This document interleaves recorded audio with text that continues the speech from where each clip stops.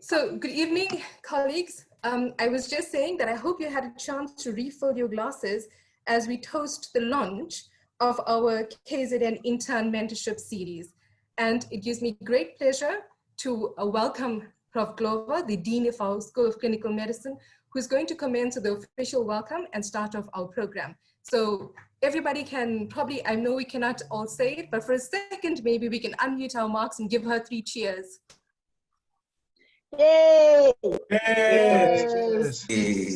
Awesome. Cheers! Cheers! Okay, over to you, Prof. Thank you so much, Vina, and welcome to our junior colleagues as well as our senior colleagues and contemporaries. It gives me great pleasure to welcome you this evening. And I must say that this is a day that we've been waiting for. We've been planning for since last year with some of your colleagues. And we are excited that it is happening today. And it's a beginning of many more exciting items and programs for our young doctors. So I am going to start with introducing our very own homemade timber. That is Dr. Senzeni Chume. Dr. Senzeni, Dr. Senzo, is trained with us. He's a senior intern at the Maritzburg Complex, and he's also a musician. I knew him when he was doing final year, and he used to play music for our events. He's really amazing. So when I told him about this event, I said, Senzo, you really have to come and honor our program. And by the way, because we trained you, you want to do this pro bono, we're not going to pay you. And he said, anytime, Prof, I will do that for the university and for colleagues. So Senzo is going to play a song for us called Impilo. And this song has been inspired by, the youth and how young people have to work hard and push very hard and be focused and have vision in order to attain what they want in life. So that is what inspired Senzo. And Senzo actually has started quite a number of charity groups to try and promote young people who have dreams, and sometimes because of their challenges, they cannot fulfill them. Over to you, Dr. Chuma. It's a pleasure to have you. Thank you, Ma. Thank you so much. I'd like to appreciate you, Prof, before I can start singing. When I was still in medical school, UKZN, my final year, you supported us as musicians in medical school as creatives, and you even sponsored us with the sound system. You bought drums, pianos, instruments for medical students to be able to participate in showcasing their talents and entertainment, and it has really changed my life. And from then, I decided myself even now to also go back, and I want to inspire more medical students, more students who still have goals, who still have those talents, that it's still possible. And I would love all the support I can have, because the initiative you started in medical school, I'm one of the people that want to continue pushing them forward. So the song that I'm about to perform is dedicated to that dream that I have. It's titled Impilo.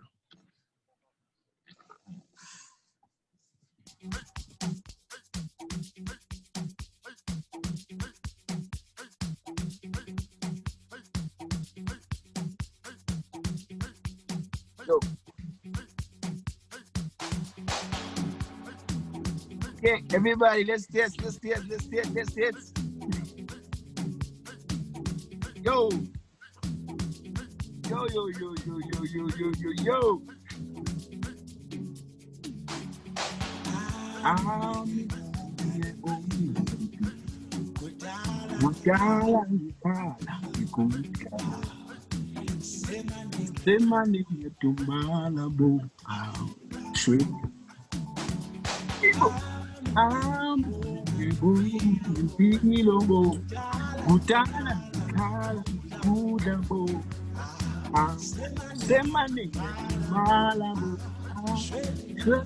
One, two, let's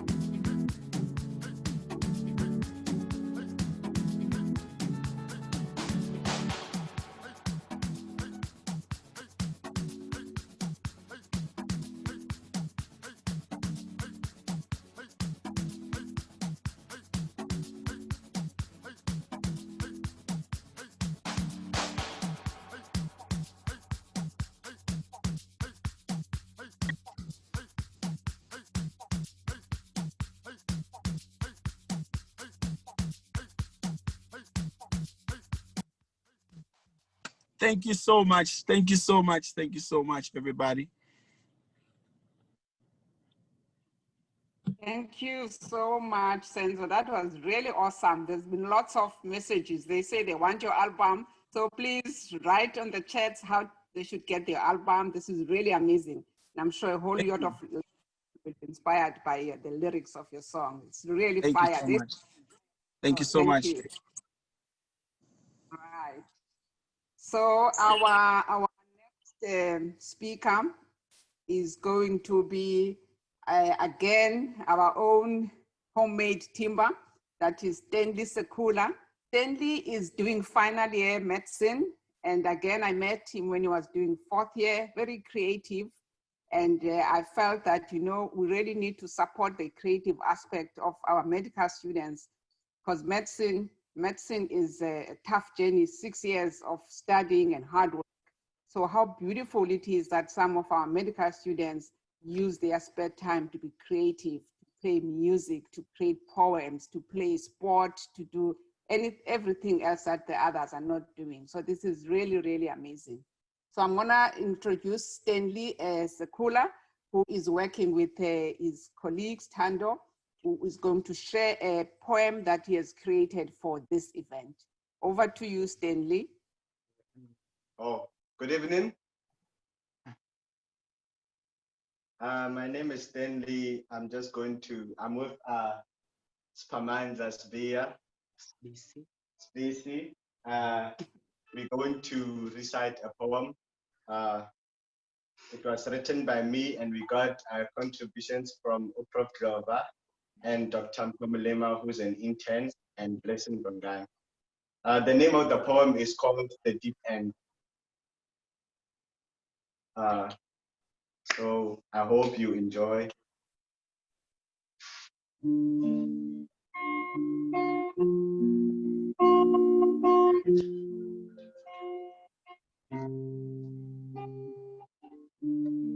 Say something, I'm giving up you.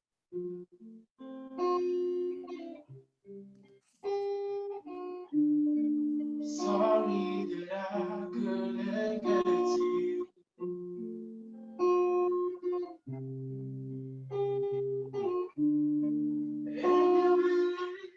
I follow you. Say something, I'm giving up you.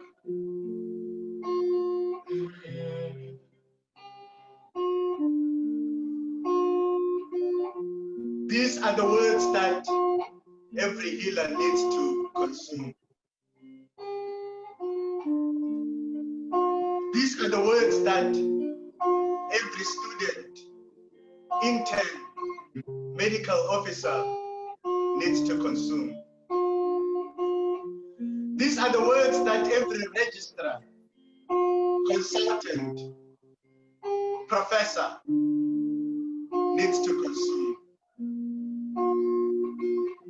These are the words that groomed our soul with dreams that one day we would be more than thieves and crips.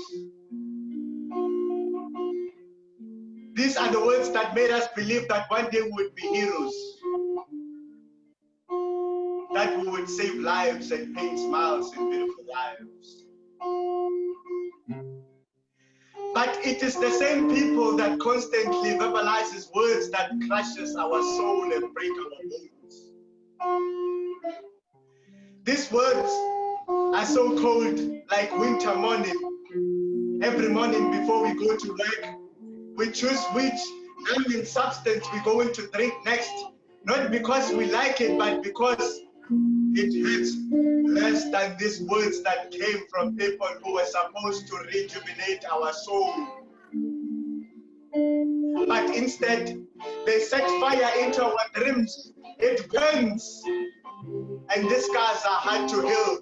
The bleeding is so much, it bleeds right into the patient as our patient slowly regresses. But just say something, because I'm giving up on you.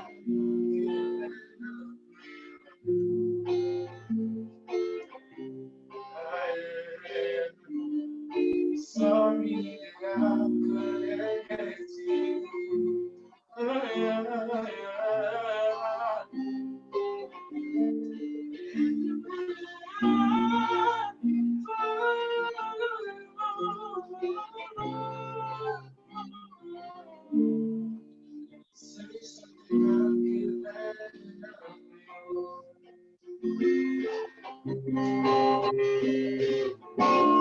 All I can hear is them traumatizing my soul with words like you are not good enough, not smart enough, useless and purposeless.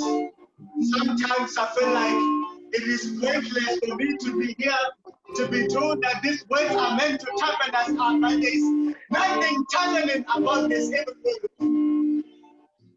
Instead, these words leave interns with bruises.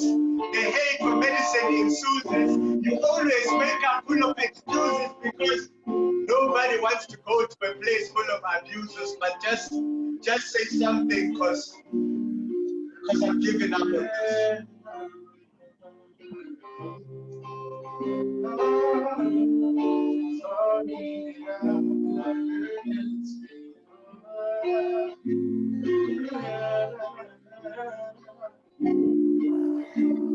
It's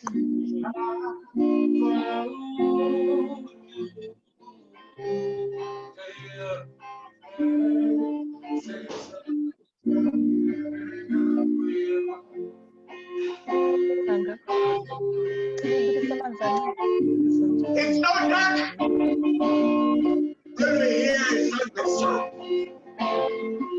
All we hear is the sound from hopeless souls. Interns crying out loud yet, voiceless like lifeless folks. But behold, hope came crumbling down like falling stones, crushing all the hopelessness in me. It was a mentor who remembered that if I have seen it further, it was by standing on the shoulders of the giants.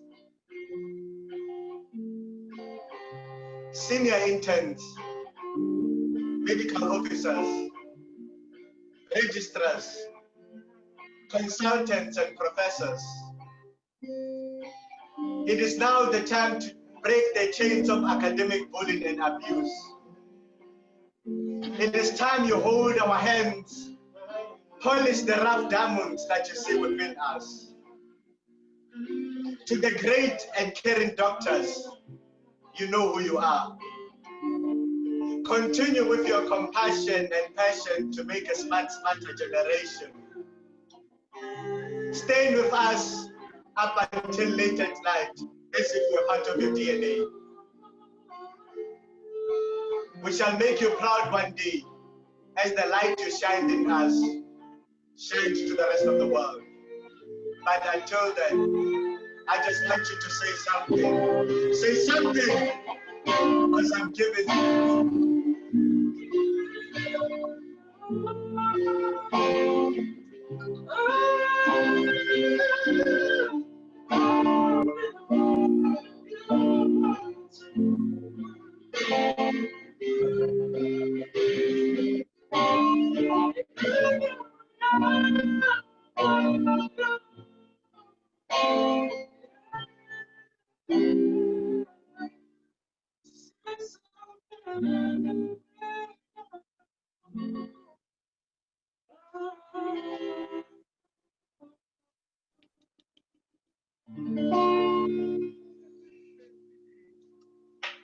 Thank you. Thank you. Wow, wow, wow, wow. Wow, wow, wow, wow. Thank you. Thank you so much, Stanley and colleagues. Wow, this is so amazing, so emotional. Yeah, thank you so much for creating that poem for us, praising the great doctors that are out there, and also sending a message to the great doctors that they must keep on doing what they are doing. They must polish the rough diamonds within you guys. And again, sending a message to those doctors who have not seen it all and saying to them, you know what, don't crush our souls, don't call us useless, you know, polish us, make us to look up to you and be our role models. It's really amazing, very moving piece. Thanks a lot, Stanley. Would you like to say something? Okay, so we'll move on. Right there, Stanley and colleagues? Okay, we'll move on to the next item, which will be my welcome. Can we play that, Mark? So I have... And crucial period of your lives, for what you do now and what you decide now at this age may well determine which way your life shall go. And the question is whether you have a proper, a solid, and a sound blueprint. And I want to suggest some of the things that should be in your life's blueprint. Number one, in your life's blueprint should be a deep belief in your own dignity, your own worth, and your own somebodyness. Don't allow anybody to make you feel that you are nobody. Always feel that you count. Always feel that you have worth, and always feel that your life has ultimate significance. Secondly, in your life's blueprint, you must have, as a basic principle, the determination to achieve excellence in your various fields of endeavor. You're going to be deciding as the days and the years unfold what you will do in life, what your life's work will be. Once you discover what it will be, set out to do it, and to do it well. Be a bush if you can't be a tree. If you can't be a highway, just be a trail. If you can't be the sun, be a star. For it isn't by signs that you win or you fail. Be the best of whatever you are. Finally, in your life's blueprint must be a commitment to the eternal principles of beauty, love, and justice. Well, life for none of us has been a crystal stair. We must keep moving. We must keep going. If you can't fly, run. If you can't run, walk. If you can't walk, crawl. But by all means, keep moving.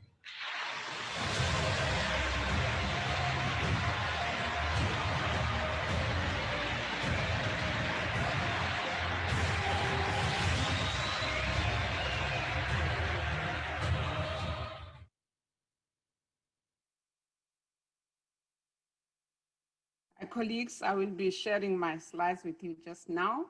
Let me just get that going.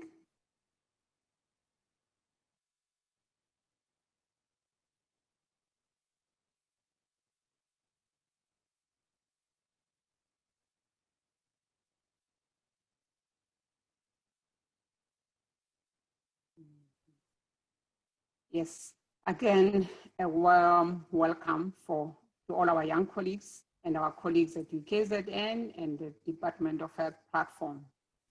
That video from Martin Luther King resonates with me so well, and I decided to play it here because we are here to hold the arms of our young doctors to make sure that they become the leaders of tomorrow by making sure that we give them adequate armamentarium, adequate ammunition to be the best they can be.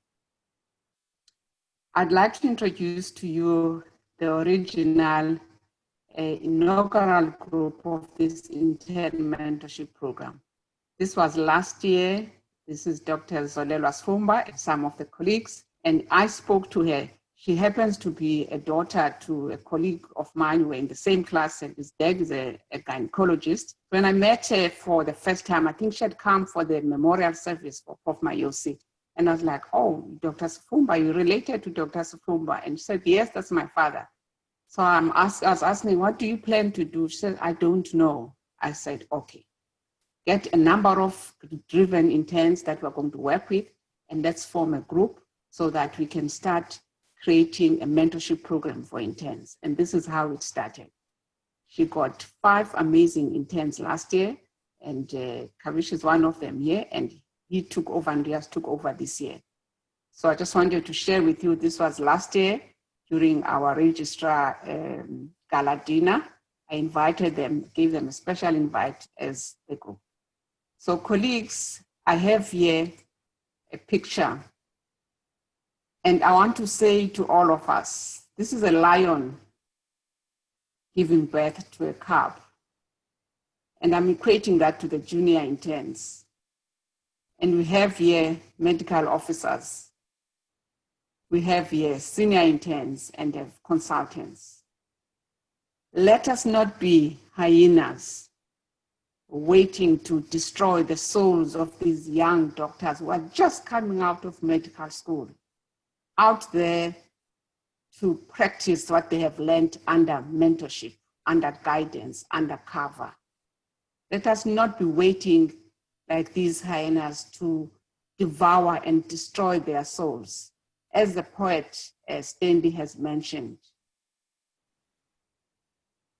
let us be the good medical mentors, the good professors, consultants, registrars, MOs, senior interns, and of course nursing staff that are going to guide the young interns, the young doctors as they go through life as doctors.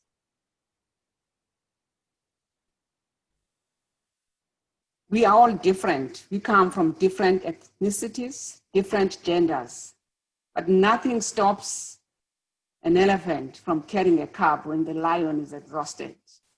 We don't have to be similar to be able to assist one another. It is the compassion within us. It is the love and care within us as doctors that we need to show to our young doctors so that they can be the best they can be. I like an elephant. Elephants are known for their amazing memory.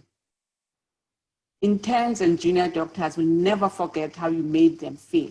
They will never forget how you treated them. How could we say these words to them? You are useless.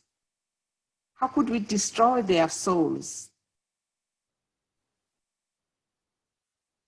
Here, I am going to welcome two guest speakers who are going to strengthen our interns, give directions as to what they can pursue after internship. The world is your oyster. It is open for you to grab.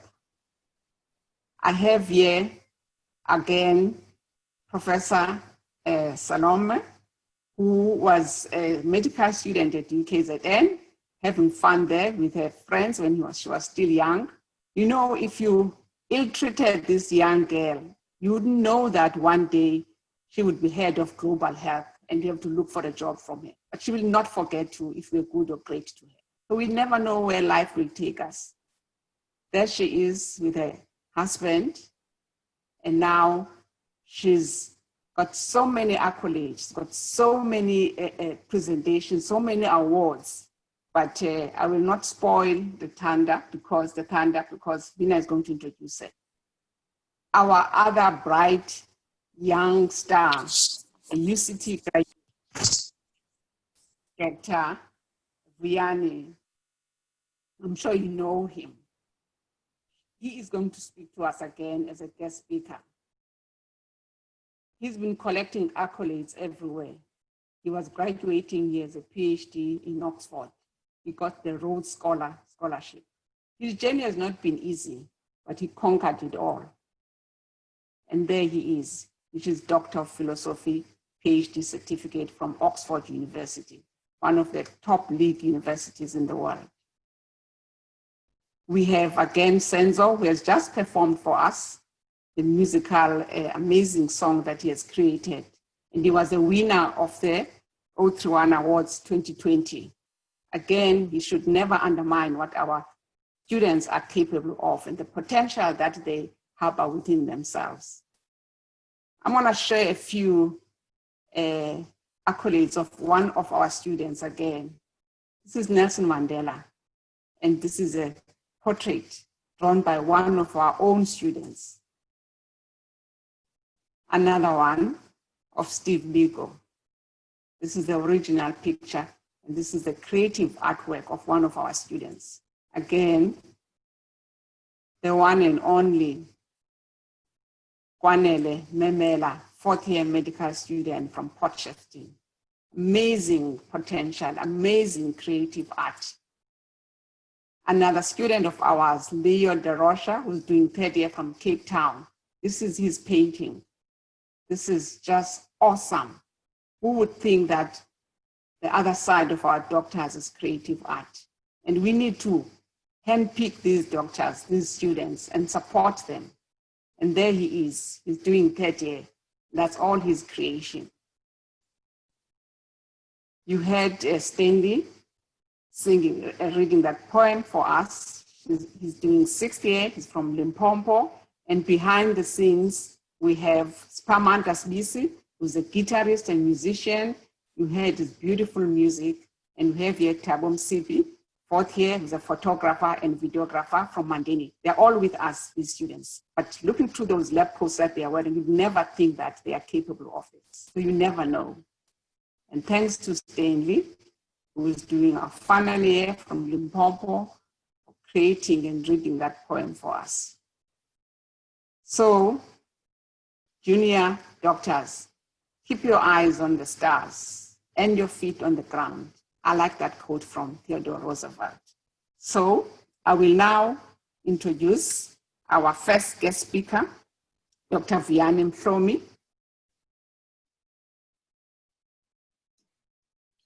Dr. Vianney Mhlomi studied medicine at the University of Cape Town. He was awarded, and see if I can get his picture. Yeah, I got it.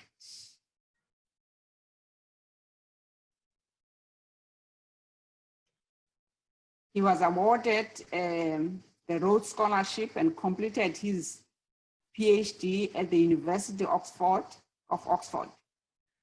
He was also awarded the prestigious Pershing Square Scholarship to study an MBA at Oxford, and was selected by the university as one of the top 100 most promising MBA graduates in the world.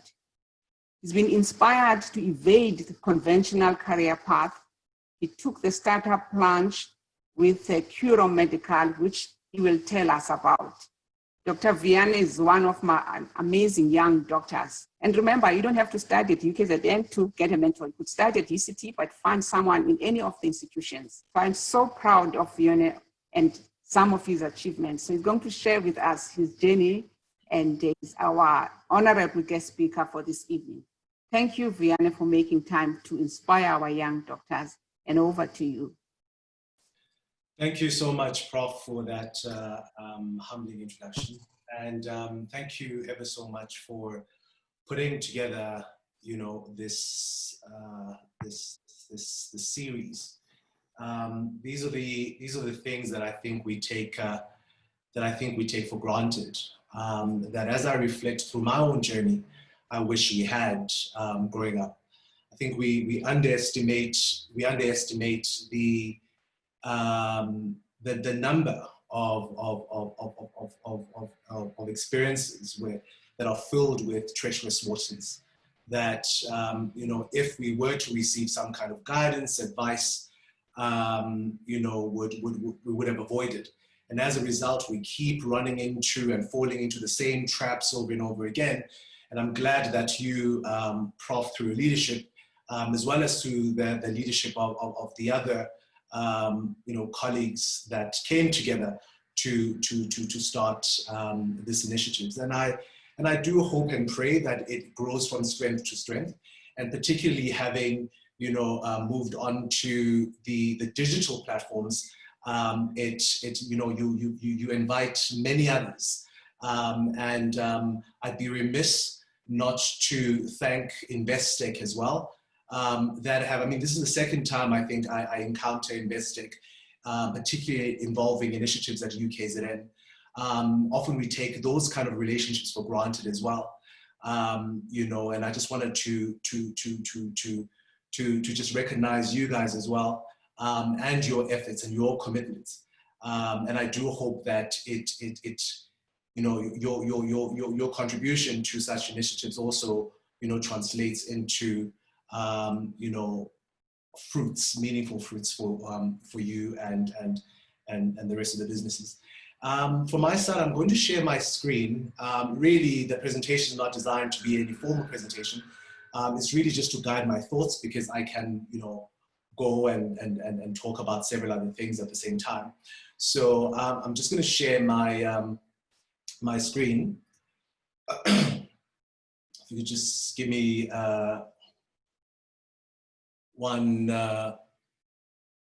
just give me 1 second here.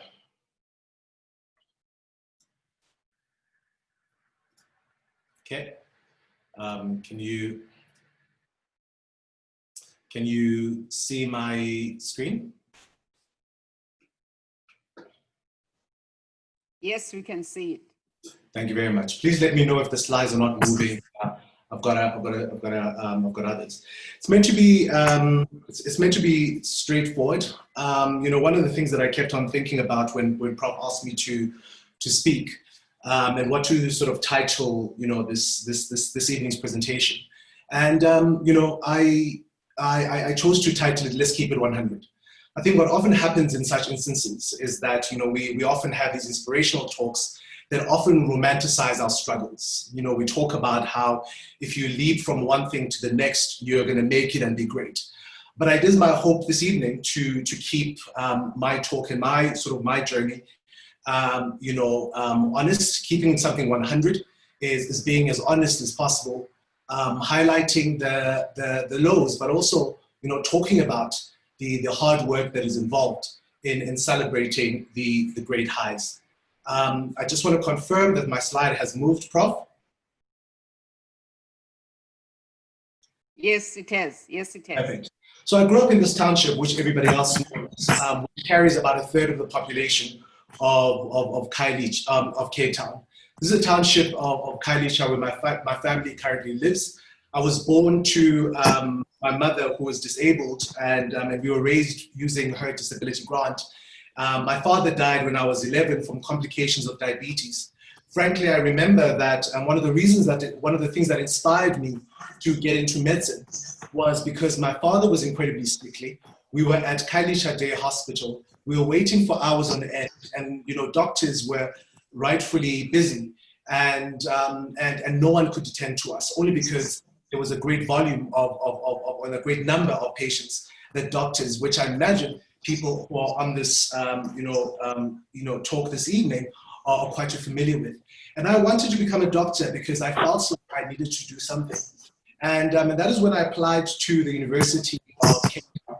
And I applied to the University of Cape Town and to the University of Stellenbosch. Sorry, Prof, I did not apply to UKZN at the time. And Stellenbosch University came back to me with, and having rejected my application, saying that I do not meet the academic requirements. And UCT, through one of their differential entry programs for students who come from disadvantaged communities, said that if I could attain at least 39 points, I would then make it into university. Many universities didn't have the context at the time. I was, we were looking after my mom, who was not doing well at the time. We were running, a small family business, selling clothes, running from here to the next. In fact, I quite remember that on the eve of my matric examinations, my mom had a stroke. She was admitted to Groote Hospital. And I remember I was writing mathematics the day after. Fast forward end of 2005, results come out. UCT wanted 39 points, and I had made exactly 39 points. I got into UCT, and when I got there, you had all these students that came from these private schools. People were talking about how they got, they were doing 7 and 8 subjects while I was wrestling with just 6. People were getting 48 points, and I had barely made it. And it was quite interesting how many of them made it their point to remind me about how I'd come through this this differential program. And interestingly enough, I studied at UCT, committed myself to my own studies, and I graduated in 2011. And I graduated at the top of my class. This was an article that was published in the Cape Times at the time, where for the first time, they had someone who was coming from Khayelitsha who came 3rd in his class. And I think for me, I wanted to become an example to many others that come from, my kind of townships. Often I've been used as an example of individuals, who represent excellence, and often I'm used as a sort of the poster boy or the poster child for what happens through dedication and hard work. But the reality is that the system as it's currently structured puts behind or leaves behind many, many other kids that are far brighter than me, that are far more hardworking than me. And the only thing that I think was, despite excellence being random, despite people being brilliant, the system itself is designed not to allow people like ourselves, to succeed. And once we do, and this I think becomes important, and this is where I would like to cite, the late Dr. Nelson Mandela, by saying that in receiving an exceptional education, one embraces the responsibility to foster such opportunities for others.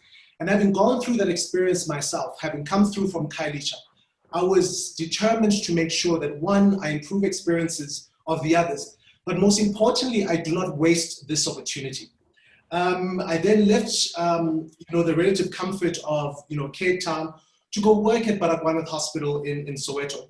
And this was after I had seen a video of called Saving Soweto, and I saw how the doctors were struggling.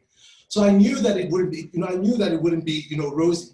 I recognized that it's going to be a lot of hard work. It's going to be a lot of late nights.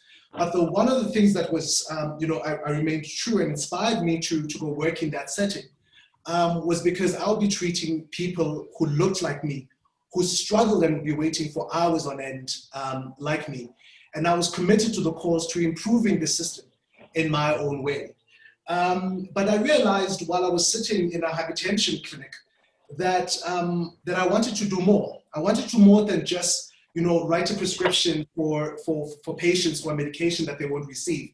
I wanted to do more than write prescriptions for diabetic medication, knowing very well that these patients might not get the next meal to increase their glucose after they've given themselves the insulin injection. It was after that point that I decided to apply for the Rhodes Scholarship, because I really wanted to fight the world's fight and wanted to make the world a better place. I strongly believed at the time that if I was to do research and groundbreaking research, I might have the opportunity to perhaps find a molecule or two that could potentially allow us to switch off, whatever genetic predisposition that put our people at risk for contracting the chronic diseases that we were seeing. I remember at the time that I had seen an article, a publication in a journal article that spoke about how, genetically we are primed in utero, to develop hypertension and diabetes. In fact, people who suffer from, preeclampsia had a fourfold risk of developing, cardiovascular disease later on in life. In fact, children born to women with preeclampsia have slightly elevated blood pressures than their counterparts. It was at this point that I enrolled at the University of Oxford, and I wanted to do, research, particularly looking at how we can potentially identify cardiovascular challenges in utero, and in so doing, help my people in the long run. I applied for the Rhodes Scholarship, which took me on a fully funded scholarship. It was at a time when a lot of my colleagues were, buying cars and, buying the most expensive BMWs, and which is something that I find that a lot of the interns are doing, and maybe some of you have fallen into this trap. The desperate desire of showing people that you've arrived, and that we want the communities, and we want to reward ourselves, with these luxurious items. No one is saying don't be mobile, but the idea of committing yourself to a 900K to a R1 million car on an internship salary is perhaps not the best way to start and building your own wealth, nor is it the best way to support your family. I particularly cite this because after I got into Oxford, there were many of my colleagues that wanted to go and study abroad. There are many of them that wanted to explore universities. But the reality of the situation was that they had committed themselves to debt, so much so that they couldn't leave even if they tried. Fast forward 4 years later, those very same colleagues were still where they were, trying to service this very debt that they had committed to, only because they wanted to demonstrate, that they had arrived. And this is something that I think I'll come back and bring to you at a later stage, but I do want to highlight. But again, I want to highlight, and I bring this picture because one of the reasons why I keep doing the things I do is because of this woman who grew up in the Eastern Cape. All she knew in her life was poverty. And every time I kept on telling her, that I want to go study at UCT, and I want to go study and do a PhD at Oxford, she was like, but which means, but you're already a doctor, why would you want to do it? And it was only at this point and at this moment that she understood. And often, and this is one of the reasons why I want to bring this, is that it is important for us to keep the people that remind us about who we are and why we've started around, particularly for those moments, when we forget why we started and why we do the things that we do.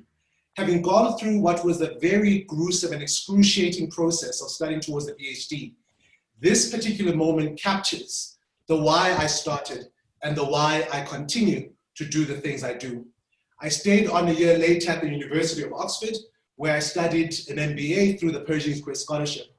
And I was particularly honored when I was nominated by the university on the Poets and Quants, where I was listed as 2018 Best and Brightest, Best and Brightest, and the top 100 MBA graduates in the world. And I haven't gone back to this site for a very long time. And I'm glad that I've stayed true to who I am and the quote that they had cited back then, which is, I define myself as a budding entrepreneur with an insatiable desire to improve the lives of his people. And that for me has been really the driving motivation behind what it is that I do. And I'm going to bring up a series of words, that to some of you might mean something, to some of you might mean nothing. But I do hope that at the end of my talk, they will resonate with you, and perhaps you may draw some insights from my own journey. The first one is a word that is commonly thrown around, and that is called resilience. Resilience is the ability to return to your original form after being bent, stretched, or compressed. And the reason why this word has been so important to me in my life and the importance of resilience is that I have been through experiences where I have been stretched, where I've been bent, where I've been compressed. The journey of growing up as a poor kid in Khayelitsha, right through to having to navigate university, as a poor Black student, finishing that, living in doctor's quarters, working ridiculous hours, getting through, universities and the very several degrees. Those things stretch you, they bend you and they compress you. But resilience is the ability to refers to the ability to return, to your original form. And the reason why this is important is because you can't return to an original form if you don't know what that is. And this is why it's particularly important that Prof. Waza shared, that video by Martin Luther King, which is, you need to know and recognize your own dignity. You need to know who you are, rather than becoming the different versions and forms of society and what people make out of you. Like, rest assured that every experience you go through, whether you go and start your own practice, whether you continue specializing, whether you join academia, you will be stretched, you will be pressed, you will be compressed, and the only thing that will determine your ability to survive those circumstances is your ability to go back to your original form. And I do hope that as you go through life, you also work on who you are as a person, and you understand who that original form is. And it becomes important to introduce that original form to those around you so that they too can remind you who you are when you forget about who that person is. The second one is education. And this is the privilege that all of us on this call have had. Education is not the acquisition of just knowledge. It is not about information gathering. Education, is not supposed to be the information and, the kuma and clock that you consume and you store in your brain for later retrieval. Education is meant to collide with who you are, fundamentally transform who you are, and spark something that is different. The reason why we have a lot of doctors going through the program, but not a lot of people being Salomes, where we have a lot of people going through medical school, but not a lot of people being Ngozas. The reason we're no longer producing as many Ungani Mayosis as we used to is because a lot of us go through this process called education, but we acquire knowledge. It never collides with who we are. We just become these people who connect, who read. In other words, we become a Vuyani from Khayelitsha who just happens to have an MBCHB. But that is not the purpose of education. The purpose of education is to introduce something new, something unique, let it collide with who you are, spark something different, and you shouldn't be the same again. And therefore, do not underestimate what you've gone through. Do not take for granted your experiences as an intern, your experience as a doctor. Do not discount the experiences you have with your patients and your colleagues. All of those form part of your education, and they are meant to fundamentally collide with who you are, ignite something different, and those that are around you, including yourself, shouldn't be the same. The third part I want to talk about is mentorship. And this is where highlighting what and this really speaks to some of your senior colleagues, to some of the professors and medical officers that are on this call. You know, I lost my father when I was young. I was raised by my mom. I spent most of my time at school. I am the product of the collective efforts of different people, most of whose worlds have never connected. One of the things I appreciate about these people is that they were keen on me pursuing my own dreams rather than following their own dreams. And this is one of the things, particularly in medicine, we do wrong. We tend to want to shape and want these young people to take journeys that we've crafted for them, rather than finding out what is that nascent potential, how do I harness that, and how do I help this person make themselves, make the best version, become the best version of themselves. You know, I was fortunate to have been mentored by the late Professor Bongani Mayosi, and you know, his dreams of me was that I'd come back from Oxford, I'll take up some academic post, I'd specialize in internal medicine, and one day I'll be, and hopefully I'll be at the helm of the University of Cape Town. But when I got back to him and I said, Prof, I want to venture into business. This is what I want to do. His words were, how do I support you in this space of your life?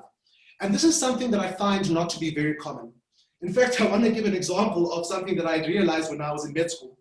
I remember when I had an OSCE and I was interviewed, what do you call the OSCE, and it was an oral exam, and the examiner, it was ONG, and they asked me, what do you want to specialize in? And, and I'd say, I want to do internal medicine. And then because for some reason these consultants would be touched, and despite doing well, they penalized me because I hadn't chosen their preferred speciality. And then I'd go into orthopedics, and the same thing would happen. I tell them that I want to specialize in orthopedics, and the guys would penalize me for this, despite having demonstrated my knowledge of the content. It was at that point that I realized that up at UCT, you must tell people that you want to specialize in that subject, so that they can actually do it. And when I started doing that, where I'd work pretty hard, and I'd get into psychiatry, and they'd ask me, what do you want to specialize in? And I'd say psychiatry. And for some reason, it would inspire the psychiatrists to put in more work so that they can then help me move forward. And whilst I managed to capitalize on what I'd seen was a huge fallacy, I do hope that at UKZN, you don't fall into the same trap. We kill more dreams than we inspire when we do that. There is nothing worse than bringing someone who, because of the whole world has been medicine, find themselves entrapped in a speciality that they actually do not want or want to be or want to be focused on, only because we wanted our dreams for them. Your role as a mentor is to provide support, to inspire, to encourage, yes, to rebuke, but to help us navigate these treacherous waters. And so I do want to encourage, Professor Ngoza, to continue what you're doing and to not take for granted. We don't come from families where our fathers are CEOs of discoveries. We don't come from families where our fathers are, vice chancellors and our parents are deans. We come from families where we are the first graduates. We don't have people to help us, navigate those treacherous waters. And so when you encounter me trying to figure out my way, do not discourage me. Please find a way to inspire me, rebuke me, guide me, talk out, speak, give me harsh words. But all of those must be communicated with love. And so I do hope that you don't take your role as mentors, pretty lightly. And despite having met you at a much later stage of my life, Professor Ngoza, I must say I do appreciate, your mentorship of me. And I'm going to wrap up with just two things. The first one is investing in yourself. Often when we start our journeys, people tell us about, you need to buy property, and we invest in that. We buy shares in different states and different companies, and that's what we do. But one of the things that we don't do and we don't focus on is investing in ourselves. Now, there's a massive delusion that has plagued a lot of the universities, and that is the don't work hard, work smart delusion. Now, that might work, working smart might help you in the context of high school where the content is not as stimulating. Perhaps it might even help you get through university and maybe help you get by internship. But the one thing that helps you and really works, that has demonstrated consistently, is hard work. And this is where you actually realize that because a lot of people haven't hard worked earlier on, when they want to then get the return of that investment, they worry about why they complain about why the world is so harsh against them. And so I want you guys, if you haven't done so already, to please start investing in yourself. The first thing is attending things like this. The second thing is applying yourself in the consultation of that patient and demonstrating that level of excellence even when no one is watching. When you are putting together a simple CV, go over and above. Demonstrate consistently an investment in yourself, and I assure you that by the time you invite others to invest in you, it will become a lot easier because they would have seen the investment that you have made in yourself. And I think one of the reasons why people are so keenly willing to offer me and give me the opportunity is precisely to do the last thing. And I just want to wrap off by talking about diligence. And diligence is not just hard work that I mentioned in the previous slides. Diligence is about being consistent in your hard work. So it's not about the sprints. It's not about preparing for that exam. It's not about preparing for that world round and getting things right. It's not about making sure that you've got all the certificates you need for specialization. Diligence is about hard work. It's about hard working consistently. No more, no less. A single drop of water will erode a rock. Nothing more. It is about working consistently over a very long time, and I assure you, you will see your results.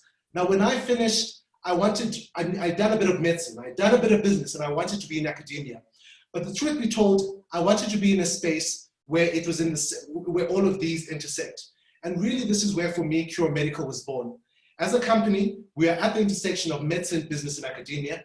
I work with a fantastic team. We leverage technology and harness the best of our people to improve the well-being of others. And these are people, for example, from us that have come from different worlds. I've got Zico, one of the co-founders, who was a law graduate from WITS, who went and did an LLM, so a master's at Harvard University, and then came back despite the numerous offers she was getting at law buildings. I've got Rob Cornish, who's a PhD in machine learning. I've got Dr. Jeffrey Modise, who also studied medicine at UCT, went up to the UK, and we've all come together to fundamentally transform healthcare, as we know it. And at the risk of coming across as if my entire path has been just, degrees, and leadership accolades and hard work, I want to share this final picture. And this is one of the things that I appreciate the most. And this is all people that I value and I care about, who, because of the hard work that I'm able to put in, I'm able to travel the world with my friends. And so while there's a lot of hard work, the hard work unlocks a lot of what we see as fun. And it allows me to balance all the things that I need to. So thank you very much for having me this evening. And I do hope to engage with you at a later stage should you have any questions. Wow. That was brilliant, amazing, inspiring, profound, exquisite. Really, thank you so much, Dr. Mhlomi. And I'm sure the students, the young doctors have been inspired as much as even some of our senior colleagues. I like it when you said invest in yourself. That is so, so profound. Invest in yourself, work hard, consistent, and again, follow your passion. Do what tickles you. Do what excites you. You don't have to listen to what the others say. And of course, the great importance of having mentorship. And I actually, that resonates with me because when you said some of our students come from disadvantaged backgrounds, there's no one to guide them. And that was the real essence and the reasoning behind this mentorship program, to make sure that we diversify and we democratize knowledge and mentorship and support. Thank you so much. Really, really inspiring, wonderful inspiration, Dr. Vian. And I'm actually glad that you spoke a bit about the work that you are doing in the end, because some of the questions that the students sent earlier on, they wanted to know what made you branch into that and what you actually do. So thank you. You've actually answered that question for some of our junior colleagues. That's amazing. Thank you, Dr. Mhlomi. There will be a time where we're going to manage questions, and Dr. Vina is going to assist me with that. So I'm gonna move on now, and just again, attendees, please use the chat for questions. We will go through the questions, and then also Mark will mute everyone so that there's no disturbance. So without further ado, I am now going to hand over to Dr. Vina Singaram, who has been working very closely with me on this program since last year. She's been amazing, very supportive. I just say, Vina, please do this, assist me with this, and she'll be there and respond just like that.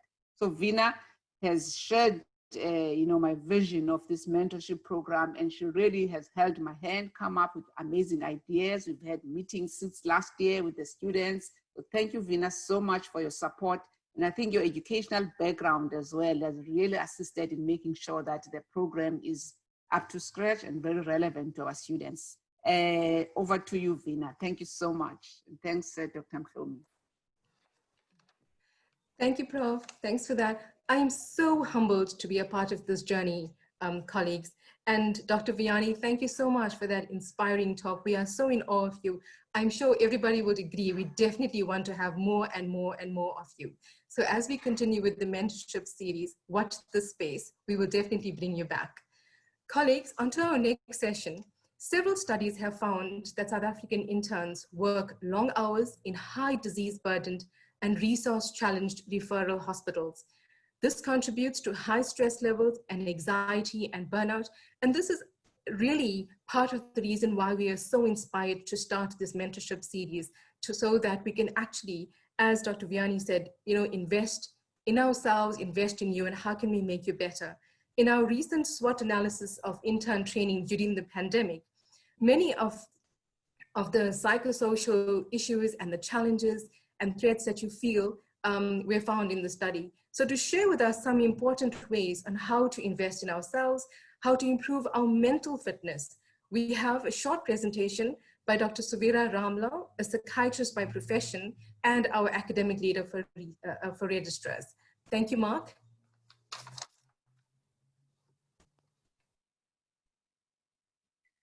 Good evening, Prof. Glover, Investec staff and colleagues. Congratulations to all responsible for this wonderful platform, and thank you for inviting me. I am sorry I'm unable to be present this evening. This is what I look like pre-pandemic and what I currently do. In my academic leader role, I facilitate all aspects of registrar life, clinical, academic, research, and personal well-being. And I certainly look forward to being able to support and mentor all you young aspiring specialists. I share this information to illustrate the wide variety of stimulating, interesting, and rewarding opportunities that are available to you as a doctor. Becoming a doctor is in itself a huge accomplishment that sets you apart from the rest of your peers. Something in itself to be already proud of, and enough for you to have a fulfilling life, personally and professionally. Do not feel pressurized to pursue additional studies out of a sense of lack or insecurity. It may be too early currently to know where your interest lies or if you want to specialize at all.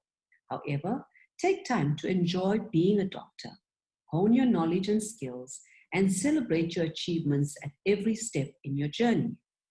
However, if you yearn for more, know that specializing requires harder work, more sacrifices, and unique demands.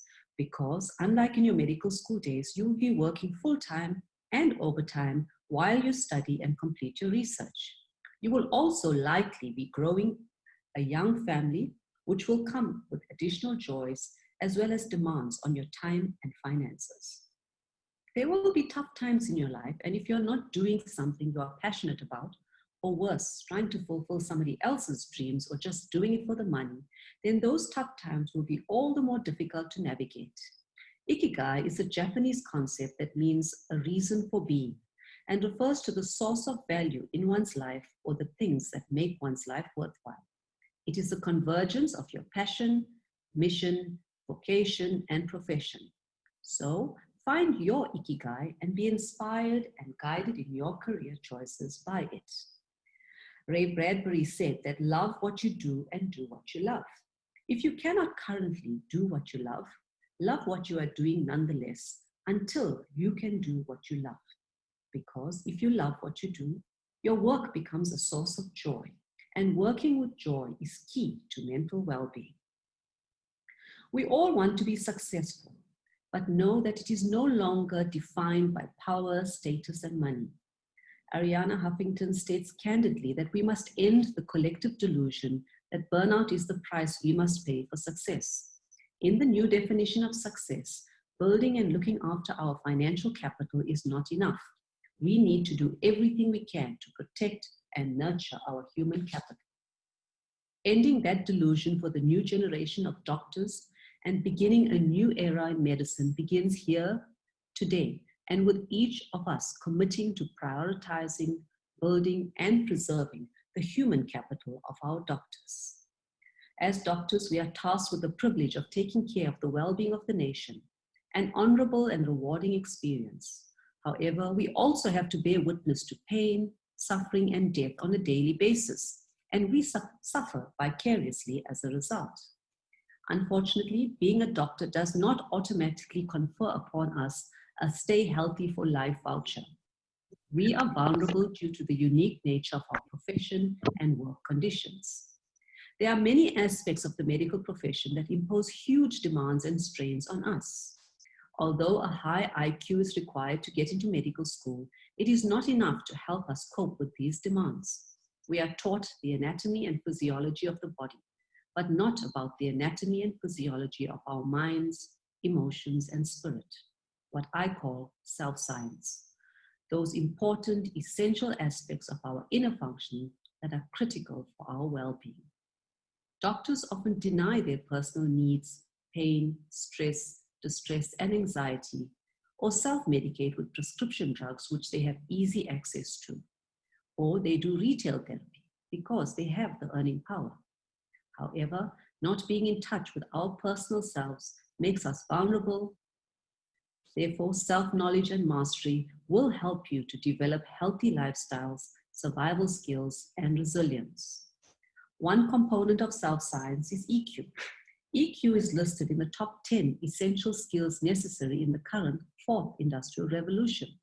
The pandemic has also highlighted the need to rethink our egocentric lives and become ecocentric, to become more spiritual and spiritually intelligent. I use spiritual without any religious connotations to the word. Spirituality is a recognized mental health resilience factor, and many international medical schools have curricula that include spirituality in medicine. When 300 to 400 medical doctors in America die from suicide each year, it is a wake-up call to us as a profession that intellect is no longer enough. We need to feed our hearts and souls too. Christina Maslach, one of the foremost authorities on burnout, herself stated that burnout is an erosion of the soul caused by a deterioration of one's values, dignity, spirit, and will. Have any of you found the soul when you dissected the cadaver in second year? So, make the spiritual connection. It's free. John Maxwell spoke and stated that everything rises and falls on leadership. But as Ariana Huffington writes, the function of leadership is to be able to see the iceberg before it hits the Titanic. So seek out strong and wise leaders and mentors to guide and inspire you in your careers. But remember also that leadership starts with you. Self-leadership is the practice of intentionally influencing your thinking, feeling, and actions towards your objectives, according to Bryant and Kazan. Once again, this is self-science. The pillars of self-leadership are depicted in this slide. Study these, practice them, and you will lead yourself into health and success. We also need to break the deadly conspiracy of silence and stigma around mental illness and look out for each other. We cannot look away when we notice colleagues struggling, intoxicated, or hungover. There are many platforms available to access support, mentorship, coaching, and treatment. The eminent physician Sir William Osler warned that a physician who treats himself has a fool for a patient. So seek out professional help. Being able to ask for help is a sign of great insight and strength, not a sign of weakness. For students, the UKZN Student Support Service provides a package of services, and you can also visit the South African Depression and Anxiety Group website for further details of how you can access support. I also take this opportunity to invite you to join us in celebrating World Mental Health Day and challenge you to show us how you invest in your well-being. In conclusion, medicine is a rewarding, fulfilling career. Our healthcare system needs a strong and healthy workforce, so make sure you put on your oxygen mask before you help your patients. I wish you health, physical, mental, emotional, social, spiritual, occupational, and financial. Follow your bliss, find where it is, and don't be afraid to follow it. Last but not least, have fun and remember that humor is also good medicine. Thank you.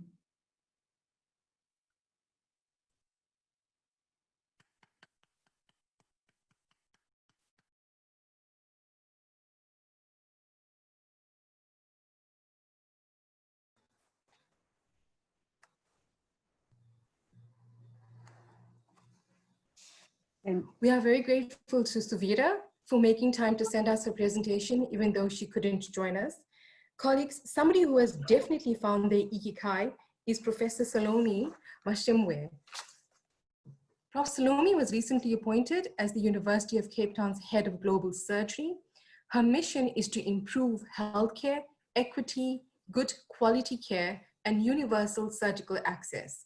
She graduated as a specialist obstetrician and gynecologist from the University of Witwatersrand in 2013 and completed her PhD investigating cesarean-related morbidity and mortality.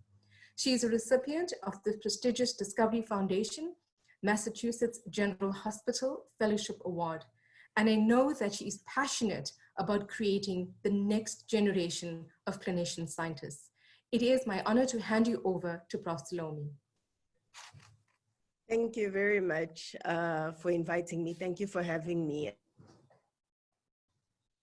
And also, thank you so much, Prof. Lova, for all the amazing words that you've said and just for being who you are. And I think this is really happening. It's a reflection of who you are and the kind of leader that you are and what you are and the greatness that you want to see come out of UKZN. I speak as a proud alumni of UKZN. I think one of my, things that I'm most proud of is the fact that I did my undergraduate degree at UKZN, and that year definitely, the few years there that I was there definitely shaped who I am, who I've become, and the advocacy that I do, and the sense of responsibility in wanting to see the world become a better place. So I start by thanking everyone, and the title of my talk today is Becoming. I think anyone who knows me, who spent time with me, especially from a mentorship perspective, will know that that the theme of becoming is very central to mentorship, and it's really the question of who are you becoming, and how do you become that person that you want to become? Who do you want to become? And so I'd like I'm gonna share a bit of my journey, and then I'm gonna talk a bit about leadership and becoming a clinician scientist at the end. And the real thing today is I don't think people want to be told that these are the options, this is what you must do, but really want a sense of affirmation. They want people that are going to tell them that your convictions, your passions are true, that they are valid. And I think if today we leave here and some of you know that what you believe in is true and we support you in becoming who you want to become, then we would have achieved tonight. This is not to turn anyone into a clinician scientist, into anything, but rather for us to inspire you to become who you are meant to become, to inspire you to do the things that you believe in, to inspire you to find your sense of purpose and to fulfill it. I wish I'd had an opportunity like this when I was younger, because I navigated my way through. Some things worked, some things didn't. Some people laugh when I tell them that when I was during my internship, at some point I decided to register for a BCom with UNISA. And I just felt I wanted to think outside of the box and do something different. I just knew that I'm not gonna take the typical path. But a few weeks after doing my first assignment, I just realized I'm not ready for this. And that was the end of me going into a BCom career. But something else I did was a diploma in project management, and that I completed. It was about 6 weeks long, and so I had enough energy to complete that, and that has probably also shaped what I do now as head of global surgery. I use project management skills more than anything. So what I want to inspire you, encourage you, is that what you become. You don't have to see it right now. When I was in medical school, no one spoke about, no one knew what a clinician scientist was. That word was not in our vocabulary. Many people didn't know anything about global surgery, especially in the last 3, 4, 5 years. But now many people are realizing that these concepts are important, they are critical. And I want to inspire you that, you know, it's about finding that passion inside of you, finding your convictions. You know, what am I gonna fight for as a person? What difference am I gonna make? You don't need, it doesn't need to have a name, you know, like orthopedics or you know, being a pediatrician, etc. It doesn't have to have a name.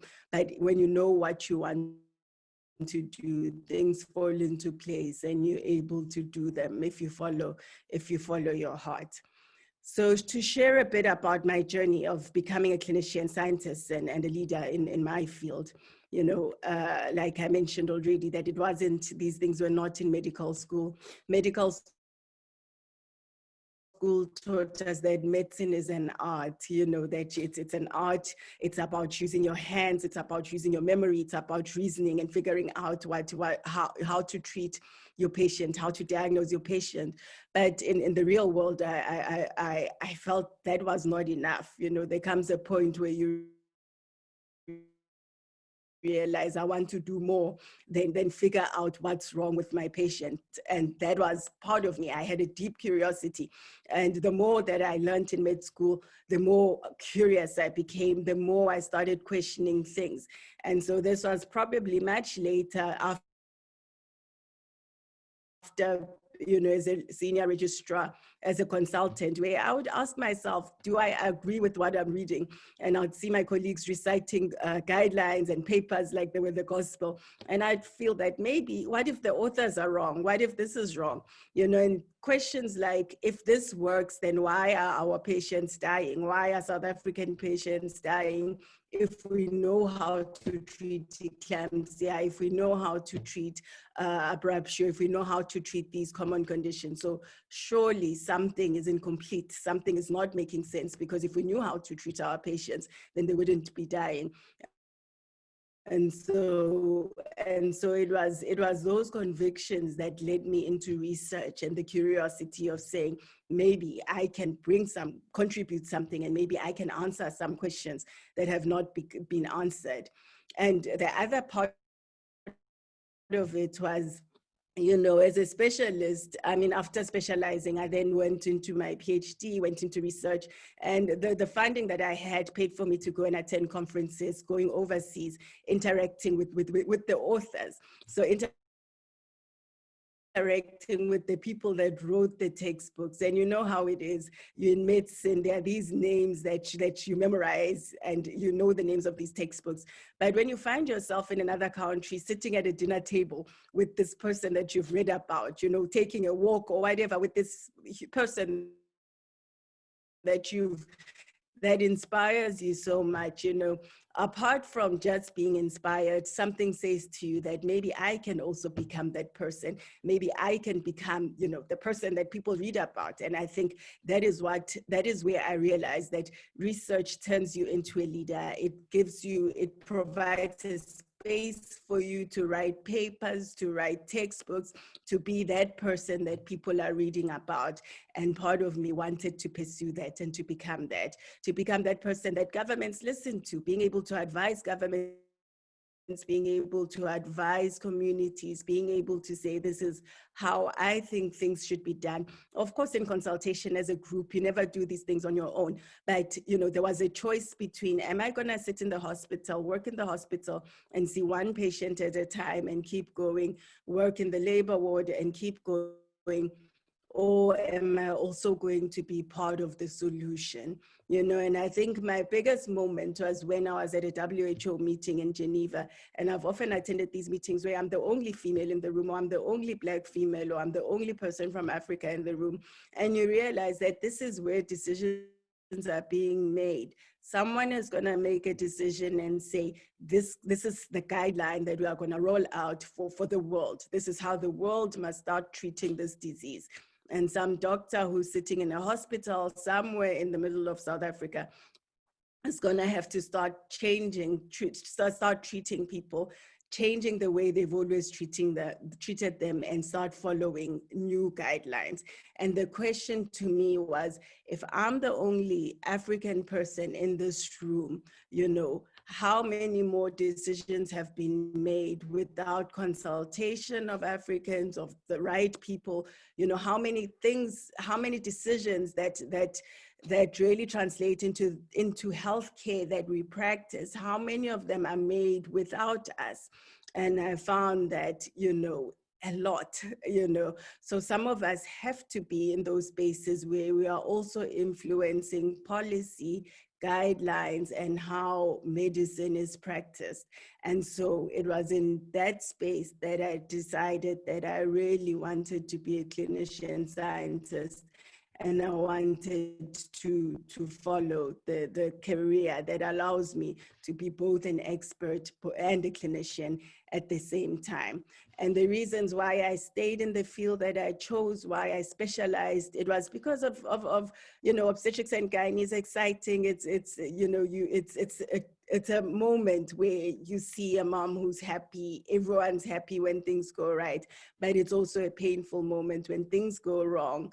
You feel bad. It's the one of the few specialities where when you have a maternal death, you really feel you failed the family. And when I spend my time community service in the labor ward, you know, experiencing the deaths that I experienced, I knew that I wanted to commit my life to finding solutions and being part of the solution, and not just be on the sideline and you know, but I wanted to be part of that. So sometimes disappointment helps us. Disappointment helps us to fix broken systems. And it's in those moments sometimes where we feel helpless, where we feel useless, that we are able to choose career decisions that will allow us to implement change, to fix solutions, to fix things that are broken. So whilst you have all expressed the pain and the hurt and the disappointment that you feel as interns and young doctors, you know, whilst I'm not condoning it at all, I do not agree with the bullying. I do not agree with the brokenness and the way that, you know, the hierarchical, the patriarchal system that is used in the medical students. But the sense of hope that I want to give you is that no matter how broken the system feels, each one of us can still find our place to contribute and to make a difference and to be the difference. I think for me, when I struggled with my ONG exams, and when I felt I was not getting through, when I felt that I was being failed, you know, it was in those moments where I realized that, you know, I could become an examiner. I could get into the system and make sure that my children see somebody that looks like them when they walk into situations, into tense situations, into difficult situations in the medical schools or in institutions of higher learning, etc. So how did I navigate all of this and this career and becoming it? Was firstly, I say I have a great family. I have amazing support from my parents, from my husband, you know, and my children are also just, you know, the most amazing cheerleaders, you know, when they see something, they see me in a newspaper or something, they're like, my mommy is the best. Apart from my family, I've got amazing friends, and I choose my friends very carefully as well, because sometimes friends can also break you down and discourage you when you need somebody to motivate you and to say, keep going. Sometimes your friends might tell you, I don't think you're the type of person who should go for such things or who deserves such opportunities. So you need to be very careful who you choose, who you listen to, who you surround yourself with. And then having supervisors that believed in me, choose supervisors who believe in you, who understand you, who want you to succeed, whether it's your MEd, whatever project you're doing, PhD, whatever decision you make, choose people that see the greatness in you, and they will create opportunities for you to succeed and to keep growing. Having great role models, picturing the kind of person you want to become, that always helps because it keeps you going. You can see how these people do things, and it sparks something. And I've seen, from med school, I mean, Prof. Zola, without a shadow of doubt, was one of my role models. She was a role model to so many of us. We all felt like one day when I grow up, I want to be like her. And it's people decide as well that I want to live my life in such a way that I will inspire people, as Vuyani said, that I will be always looking for role models and choosing to become a role model. And then lastly is mentors, not just one mentor. Have many mentors, because mentors will help you get to where you want to get. They'll give you ideas, the journey that in ways that you had never thought of. And the last one is, when you get to the crossroad, get a life coach.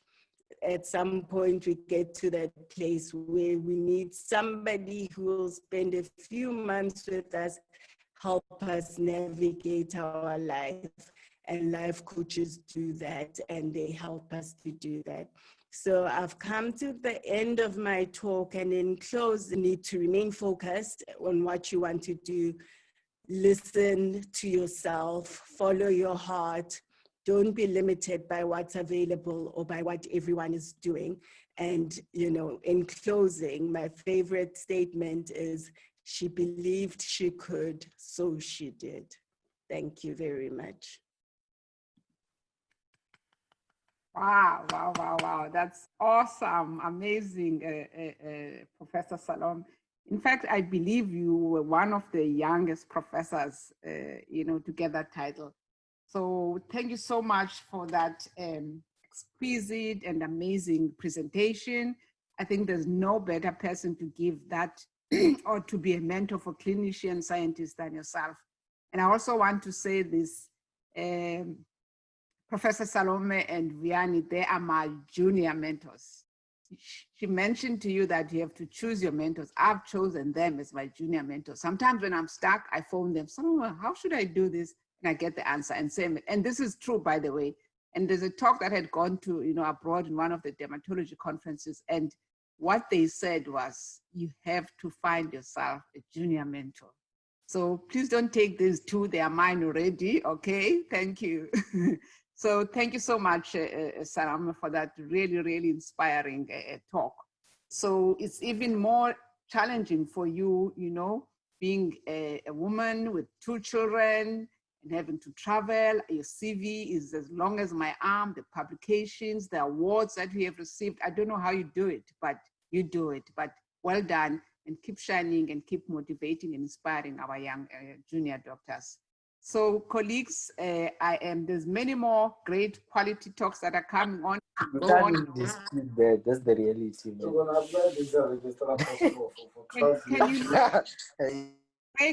Mark, can you mute this other attendees, please? So now I'm going to introduce Mr. Craig Sugden.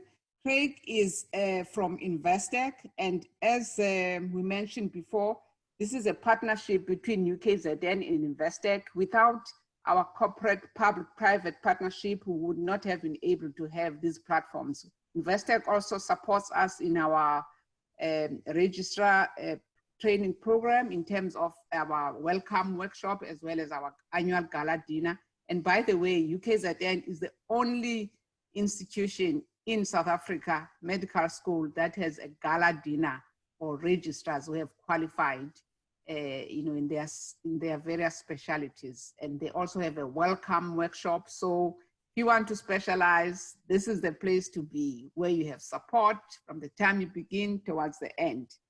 And Craig is going to he's saying here, while you look after others as doctors, Investec is here to look after you. So Craig will give us a brief overview of private banking and how their team can partner with you doctors throughout your medical career. Thank you so much, Craig, and we really appreciate your support with Investec. Some of you who are interns and who are working at medical school, I know it's locked down now, you will find that we have an Investec doctor's room. It's a doctor's lounge room that Investec has supported us, during my leadership at UKZN. The doctors can chill there and relax. And then we have another one that was completed at Prince Msheni last year. And it's another doctors Investec lounge, because they realized that doctors do not even have time to take a break and have lunch. They're reading and having lunch behind their desk. So this year COVID happened, and I mentioned to Investec, we still have a couple of hospitals that we need to, create doctors' lounges for. And they said, yes, we're there. So the next hospital we'll be going to is Edendale Hospital. Hopefully, if things go well, we should be able to have the doctor's lounge started and renovated at Edendale Hospital. And maybe the other year we'll go to Stenga and Gwelezane that way. So I've made sure that they sign a commitment, and hopefully even if I leave the deanship, they'll still be able to fulfill that. Thank you so much, Craig, for representing Investec. We've really been a great corporate partner to support our doctors. And by the way, there's no conflict of interest between myself and Investec. Thank you. They just have been a willing business and a banking partner. Thank you. Thank you, Prof. After that introduction, I don't think I need to say too much. Very kind words. Thank you. Good evening, ladies and gentlemen, and particularly all the students in the Intern Mentorship Program and the 6th year students that are here this evening.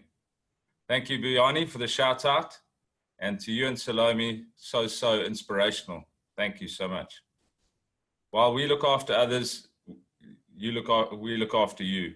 This is the core tagline that was developed to describe the relationship between Investec Private Banking and the medical profession.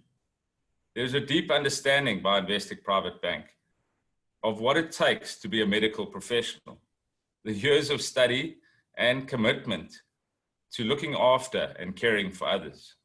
And without fail, the biggest request we get from this community is help us with our scarcest commodity, save us time. We just don't have time. Whether it's critical time to save someone's life, or time with families and friends, or time to organize our own life, whether it's travel, bills, insurances, buying your first car or home, but not the most expensive one, Investec will partner with you and save you time. There's a long history here. Investec Bank was founded on the relationship with medical professionals, and now it's the 5th biggest bank in South Africa and the 8th biggest bank in the UK. So lots of gratitude from Investec to the medical profession, because without the medical profession, there would be no Investec. We're so very excited and proud to Prof to be associated with the medical intern program. So what an incredible initiative. Thank you for this opportunity to be part of this launch. We understand that the road to reaching your dreams in the medical fraternity can be a long, daunting, and lonely one. We're so encouraged by the opportunities and support that the medical intern program provides. And as Investec, we'd like to be that exact financial and lifestyle partner with you every step of the way. You need a partner to help you navigate the ongoing information, the data, and the change that occurs as you grow. To make sense of insurance, bank accounts, obtaining finance, Investec is the specialist in that. The Investec Zebra is an easily recognizable logo, a brand that certainly one can trust. But like you, no zebras are exactly the same. And everyone is unique. Everyone has their own story and own financial and lifestyle needs. Investec attends to that. So how do we do it if we don't have branches? Well, it's goodbye to long queues that often go out the door. Investec operates in an environment of high touch and high tech. High tech offering all your banking, reward, and lifestyle needs digitally or telephonically, so you can self-serve and do your own banking when it's convenient for you. But membership to this unique style of banking is not only high tech, which we have seen recently just evolves underneath our eyes. And there are just so many features that I can't mention them all. But most importantly, high touch through our team of private bankers and world-class support center that is open 24/7, 365, allowing you to call and do your banking when it's convenient for you once more. The team of private bankers I'd like to introduce: Anne Ferrand, Uwe Busmawa, Mendy Jeli, who all are currently on this call. A banking partner that could give you the guidance that Vuyani spoke of so closely, how to navigate the complex world of financial health and wellness, is core to this offering. Ant, Mendy, and Uwe have become well known in the KZN medical circles. Their passion and banking expertise is unrivaled. They will assist you on your medical journey with creating bank accounts, accumulating money, and later on in life, whether it's setting up practices or investing. This guidance and access to world-class products and expertise not only saves you time, but allows you to look after others while Investec look after you. So please reach out to them. They are more than willing to assist and guide you. So in closing, Investec Private Bank not only saves you time, gives you high-tech and high-touch banking, along with financial Investec guidance specific to medical professionals. So once again, Prof. Glovo, Dr. Veena Singaram, thanks again for this opportunity. We love our partnership. It's been ongoing, and we're very grateful to partner with this kind of initiative. So once again, to everyone, good luck. Make the most of all the advice you've been given. Make the most of all the opportunities. And we look forward to a long-standing partnership. Thank you. Thank you so much. Thanks a lot, Craig, for that elegant and brief presentation of Investec and what they offer. So, guys, I know we're running behind with time, but we just couldn't let go of those amazing speakers. So we shall continue. I am now going to call upon Andreas, Dr. Andreas, who is going to speak to you. He's one of the interns at Eddington Hospital, and he has been working very hard with me and Veena to try and make sure that this happens. And remember, colleagues, this initiative cannot continue without your support. So we need interns to sustain it, because the new interns, the senior interns leave. So you must please volunteer if you'd like to assist us and be part of the committee. Thank you so much. So Andrea, over to you. Thank you very much, Prof. I really, really appreciate it. And I just want to thank all our speakers that have spoken this evening. I think I speak on behalf of most on the call. That was really, really incredibly inspirational. And I think all of you make incredible mentors. And that's what this is all about. It's about inspiring us to pursue further careers, but also just to understand what a mentor is all about and how to come in contact with them. And that's what has been the birth of this mentorship program.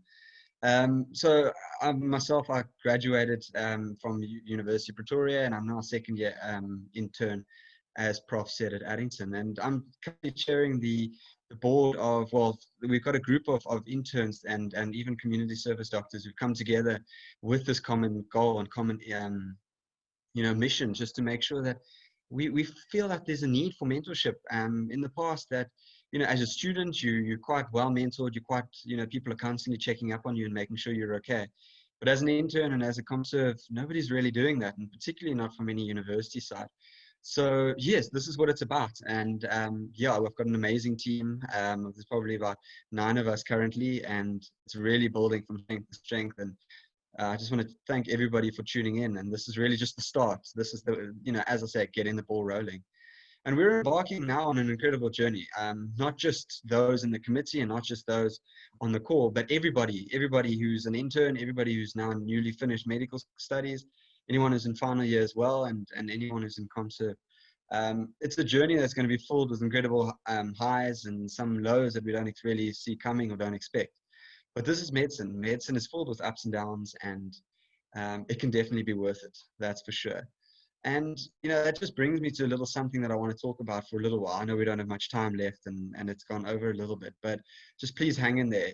And what I want to talk about is, how do we know what we're doing is worthwhile? How do we know it's going to be worthwhile in the end? And obviously there's a lot of more experienced people in this room that are far more qualified to talk on this topic. And I'm not proclaiming to be an expert. I think we've already heard from those who really are. And, you know, I've spoken to some of my mentors, done some research for myself, and I sort of put something together. And that is sort of to think about you as a person. You should start your career sort of by thinking about the end of your career, you know. And I know it sounds weird, it sounds depressing, or possibly even backwards, but I'm serious.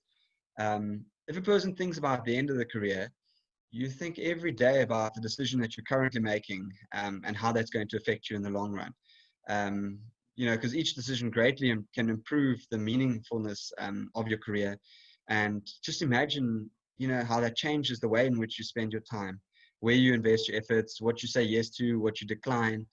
And, you know, we're all only given 24 hours in a day, and, you know, we can choose how we live it. And, you know, sort of a career is just a bunch of mundane, everyday decisions that get added up over, you know, say 40 years. And basically these decisions that you make each and every day cumulatively becomes your career. And, you know, we should start then thinking about our decisions, how we can make the most of each day, how meaningful, how each decision can be a meaningful contribution to your career in the end. And that's what this is about. This is making sure that we can chat to people who have the vision from the end, and how we can, you know, apply it to our lives now whilst we're in the beginning. And, you know, that's the way in which, you know, we can determine whether all this blood, sweat, and tears is really worth it. At the end, has it meant something? You know, have you created the impact that you wanted to create? Because I'm sure all of us, if we are on this call, we really want to make a difference, and we want to make a difference in others' lives, but also in our own lives. And, you know, to know whether our career is meaningful is obviously a personal thing, and, you know, only you will know at the end. And, you know, what that entails is up to you. Is it going to be how much money is in your bank account, how many publications or how many articles you've written, you know, what you're specialized in, or how long your CV is, or, you know, if there's a hospital named after you. I mean, let's think big. But there's, you know, what the stuff that's going to make it worthwhile for some could be some of those things, but for me it's that, but it's a little bit more as well. And I sort of narrowed it down to 3 things, and I'm not proclaiming that this should be everybody's, but, you know, we've heard tonight that you must set your goals and things and work towards them. And, you know, 3 things to me is basically my patients, my family, and my colleagues. And if I had to look back one day and I say to myself, you know, I did absolutely everything for each and every one of my patients. You know, I always showed respect, praise, and try to uplift my colleagues. And that I really didn't neglect my future wife, my kids, possibly one day. And, you know, despite the pressures of this demanding career. And then I feel like I've really lived a meaningful career. But, you know, each and every one of us are going to start having to think about these kind of things on our own and in our own ways. But this is really what this platform is going to be about. How do we go about this? I mean, we're young, we're inexperienced, we actually don't really know, if we were honest with ourselves, how to go about this. So I'm really super excited that Prof and the university and Investec and everybody's and all the mentors that have already come to us and availed themselves for, you know, to be put in contact with us young doctors that have said we'll help mentor us. I just want to say thank you for everyone for getting involved with this, and I just really want to encourage every young doctor on here to get in contact with us, because we've got mentors lined up. We've got people who are willing to come and to really help you, and there's so many questions that we all have. You know, some of the questions I hear all the time is, you know, am I going to cope with the next block? Do I have sufficient experience and knowledge, and where am I going to get this from as well? So we really want to create like an environment where we share knowledge, we share, you know, inspiration, and we get a future plan. You know, what happens after internship? Where do I fit in the hierarchy of this field? How do I specialize in certain fields? What about private? You know, and do I look weak if I'm now, you know, speaking about hardships and in a discipline where everybody expects you to be you know, the superhuman, this, you know, have this absolute professional and emotional strength and resilience through everything.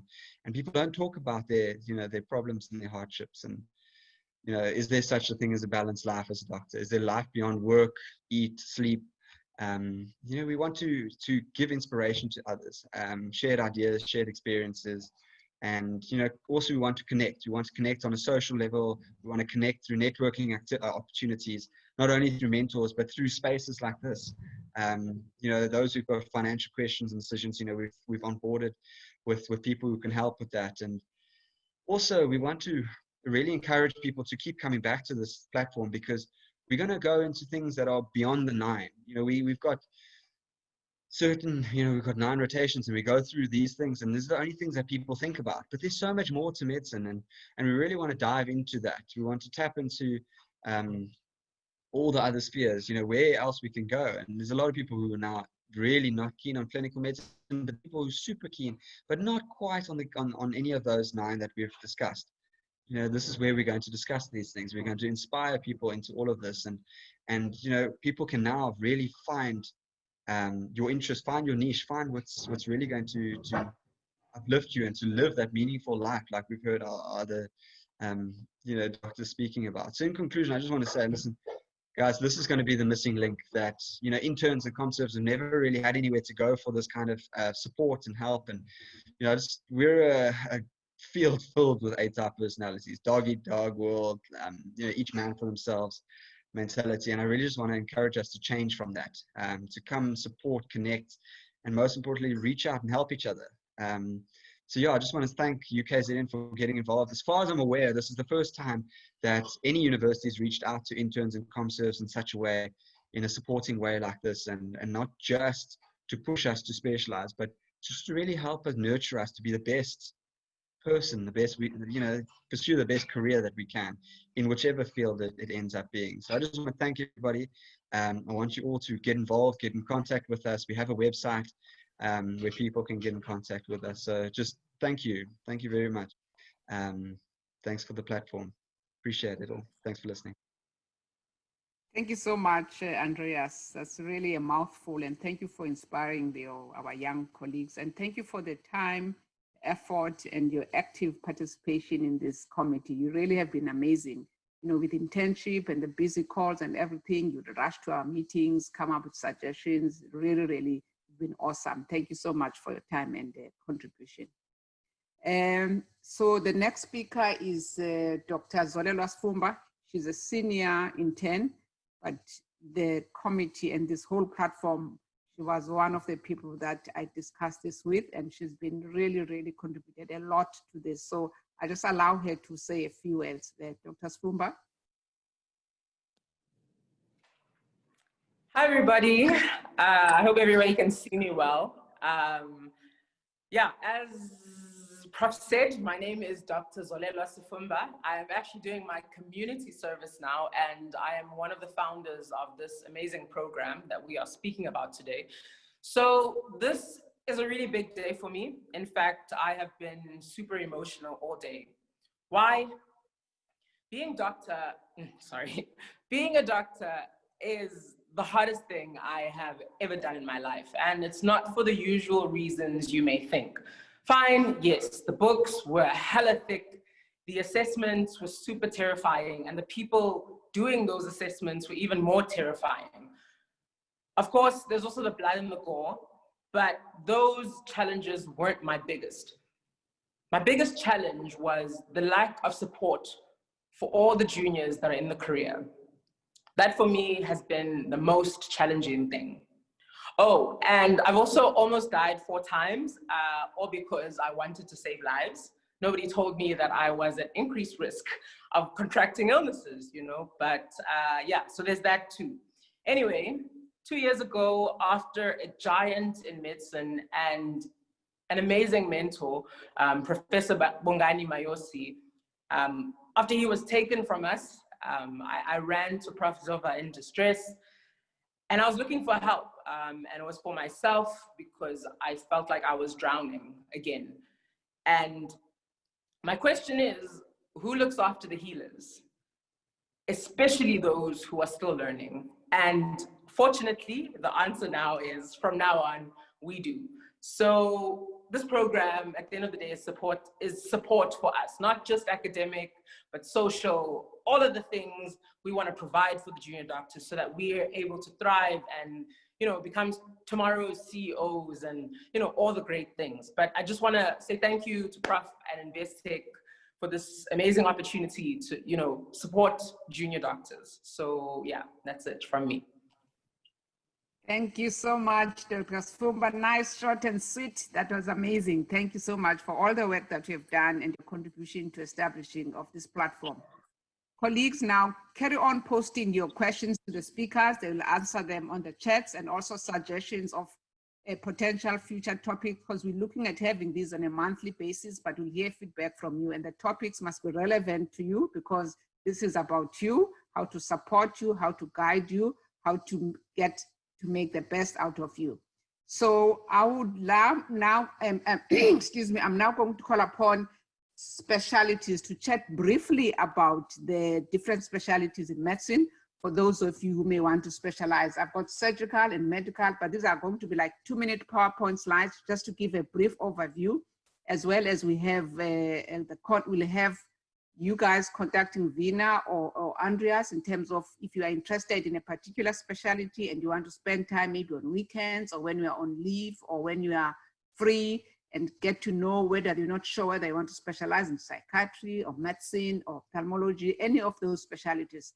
So I'd love to now call upon Professor Singh, are you there? Or Professor Chiliza or Professor Masigela to just give us a brief overview of what it takes to become a specialist in the various fields that you have chosen.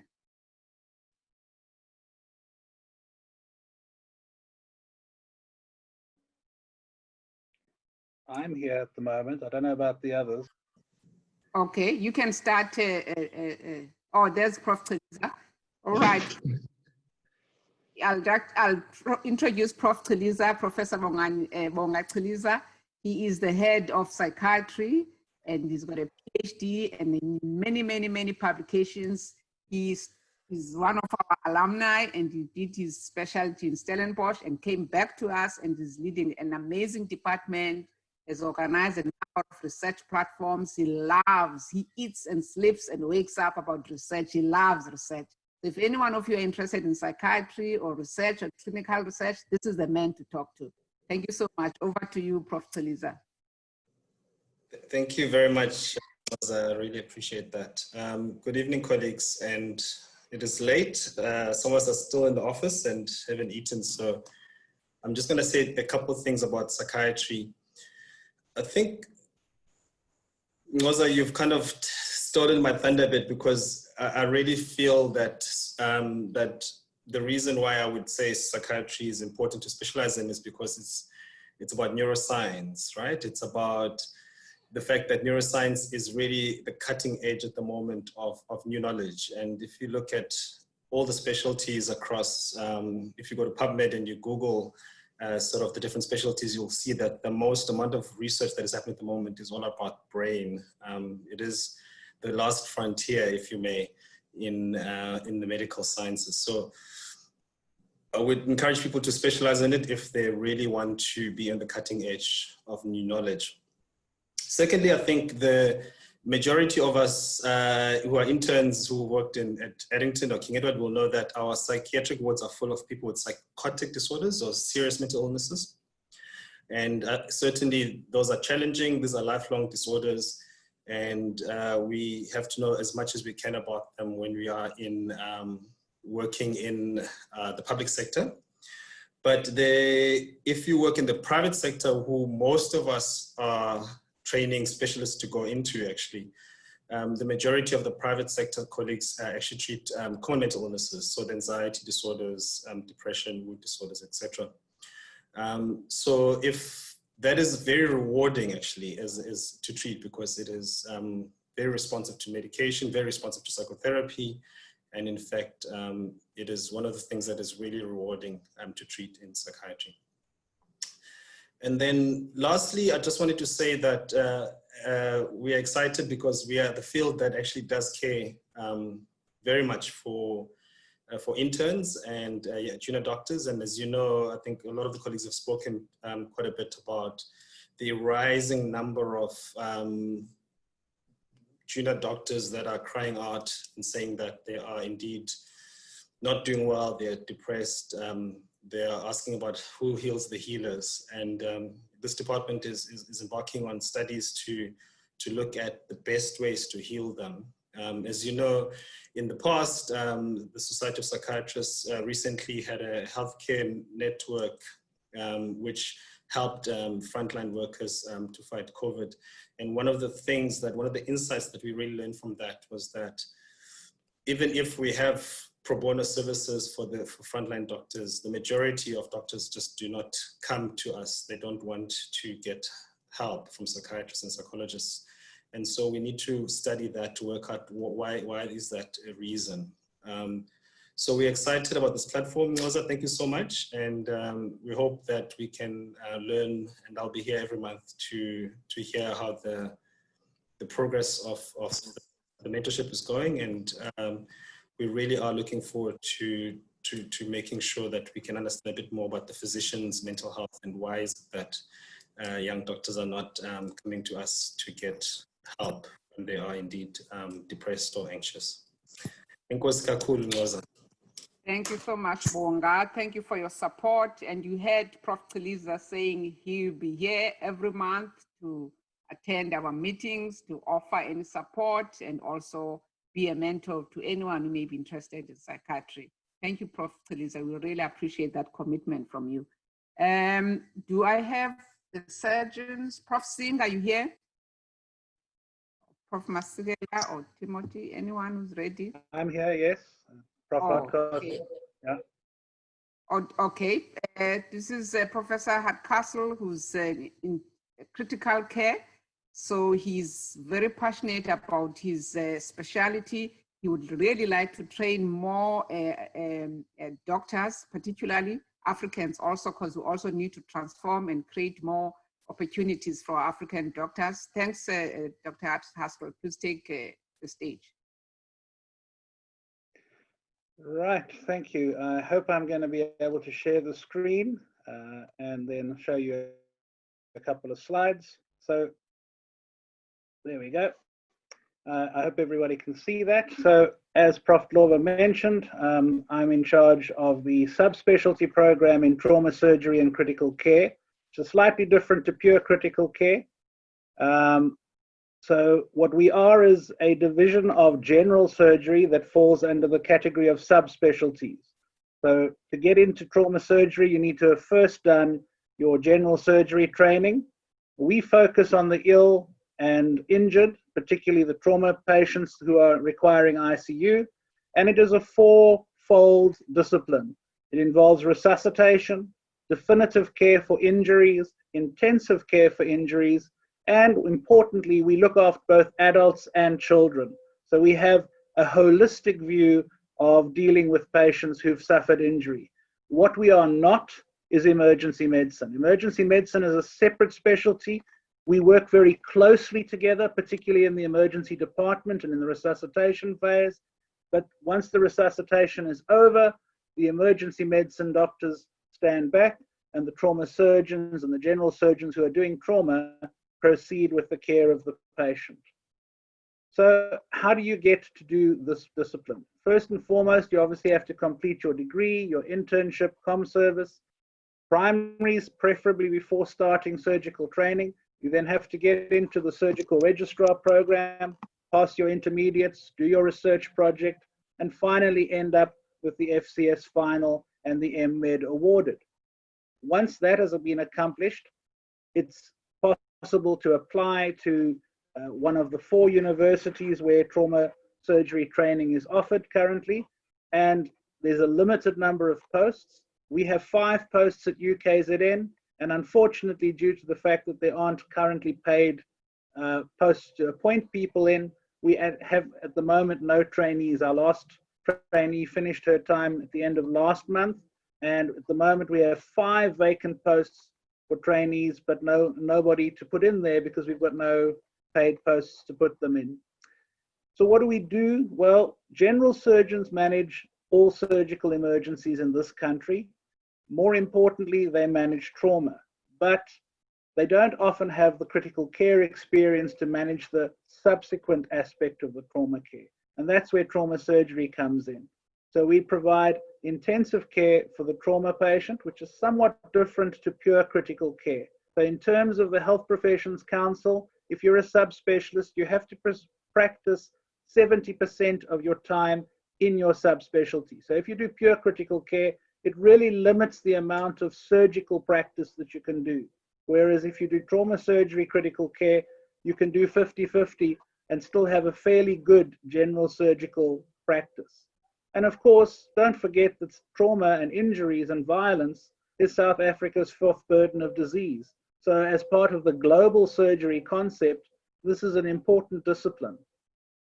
What does it entail? It entails a 2-year fellowship, 1 year of operative trauma, including some burn care, and 1 year of critical care in a trauma critical care unit. And then you obviously have to pass the exam at the end, which is known as the Certificate of Trauma SA from the college. And that is a 150 mark MCQ, single best answer. By now, you guys are far better at that than I am. And there's a portfolio of courses and cases that have to be done. All of them advanced international standardized courses. And the curriculum is based on an international curriculum that is similar to what is done in about 50 different countries overseas. And then at the end, there's 2 oral exams. You have to pass the written and both oral exams independently, and then you can qualify as a trauma surgeon. And why is this important for you as young doctors? We have a major trauma burden.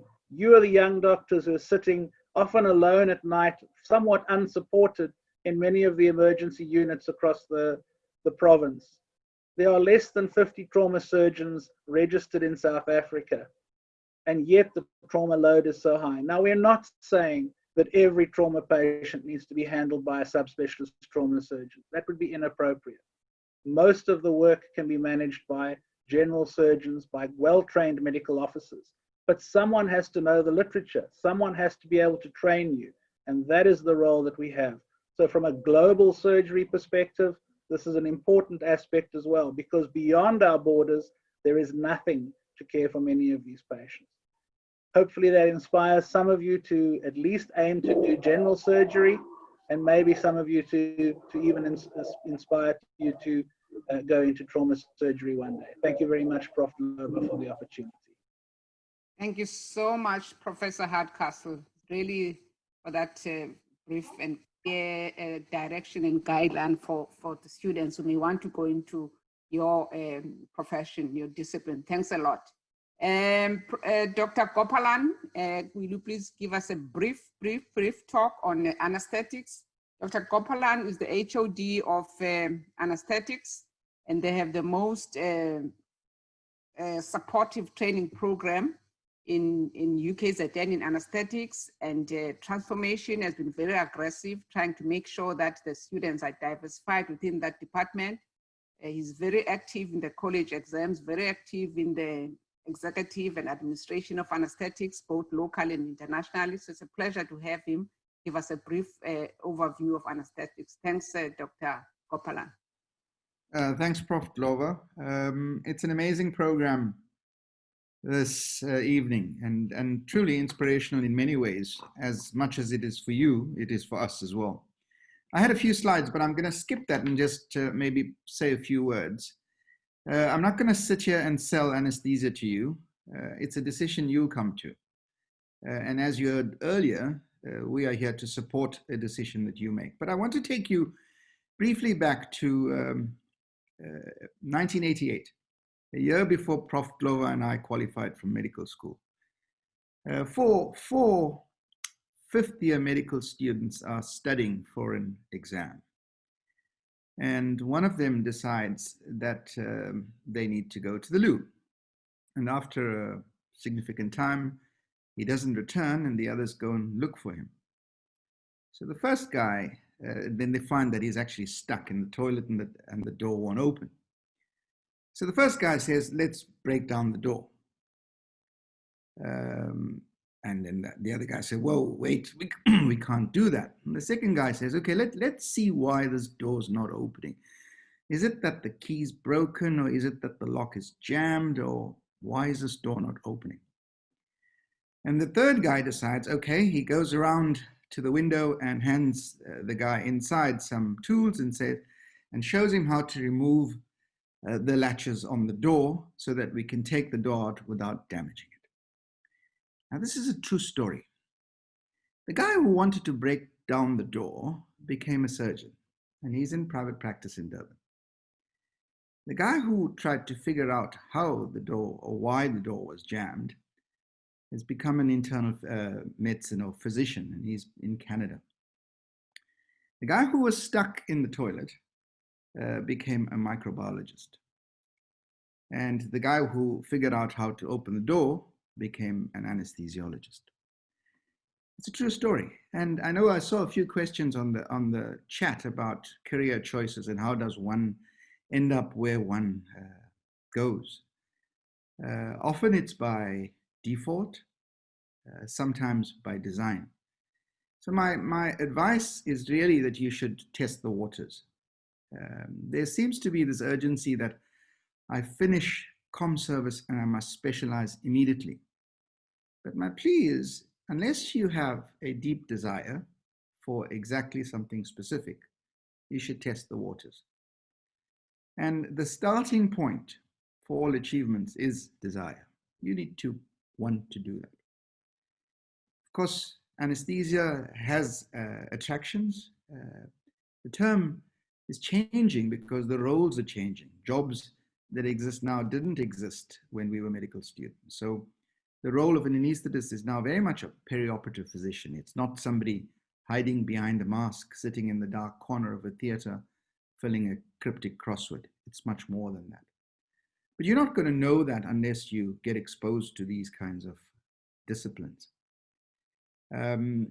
We, unfortunately, as a discipline, do not have much exposure to undergraduate students, but I'm sure all of you in your internship, in your time in anesthesia, realize that you pick up very useful skills that will hold you in good stead when you go into subsequent years. Skills such as resuscitation, intubations, access, IV access, pain management. These are the kinds of things that upskill people, and these are general skills that doctors need to have.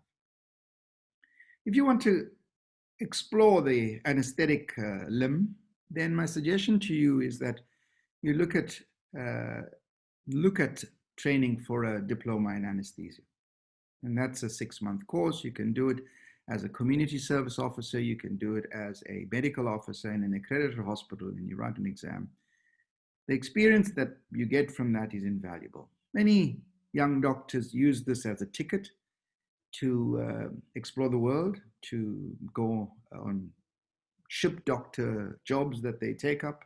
It's a useful skill to explore overseas. So it upskills you. And if it is something that catches you, that then drives a desire to want to pursue down that line, then please come and talk to us, because we will support you in those decisions. I encourage you to be part of our annual intern pain program or pain day that we run at Albert Luthuli. So please be part of that. I encourage you to contact us via our website and speak to us so that you can join our forums, our various forums. You can join our research programs that we have so that you can get exposure not only to the discipline, but on how things happen. For that, I wish you well. And like my previous colleagues, we look forward to an ongoing engagement. But hopefully, we can help each other and we can guide you to where you want to go. Thank you very much. Thank you so much, Dean. That's really awesome. I like the invitation that you are giving to the students. If I was a student, I think the way you've spoken here, I'd definitely do anesthetics. So fatherly, so supportive, so caring, so warm. So students, there you are. Will you kindly post your annual pain day program, Dr. Kopalan, on the chat so that those who are keen can join you? Thank you so much for that invitation for our junior doctors. We're going towards the end of our program, doctors. I know it's been a long evening, but really been amazing. So I'm gonna start, some of you may not go to specialize, they may not pursue research, they may have a social tax problems, they may need to go to private practice and do GP practice. So I've invited a few general practitioners who are going to just give us a 2-minute rundown of what private practice is and what their experiences are. Is Dr. Zulu around? Yes, Dr. Zulu is around. Okay, thank you, Dr. Zulu. Please just tell us briefly about private practice, and the colleagues will have other sessions where we go into detail about the different specialties. So we still have a whole lot of months and platforms for that. This is just a teaser, just to get a feel, give you a feel of what we're going to be discussing in these platforms. Thanks, Dr. Zulu. Just a brief one from you. Okay. Thank you, Prof, and good evening, colleagues. I'm going to be very, very brief. I've prepared a few slides. I'm hoping they are projecting as we speak. Can you see the slides? Not yet. I just see your background with the ONG, and I don't know if that's the slide. Yes. Okay, I've got the slide now. Oh, okay. I'll tell you once I see it. Nothing yet. All right, maybe let me talk. It's fine. I'll just present. At least you can hear me. Okay. All right. I'm Dr. Zulu, as I've mentioned. I'm going to be presenting just a short presentation on GP practice. My talk is aimed mainly at the junior doctors, not necessarily junior doctors, doctors who are planning to go into GP practice. It's going to give you some insight as to what GP practice is all about. First and foremost, it's important for any doctor who's going to GP practice to bear in mind that GP practice is a business. And I know some of us from our training, we tend to not sit in that perspective. And as such, from the beginning, you need to have a business plan.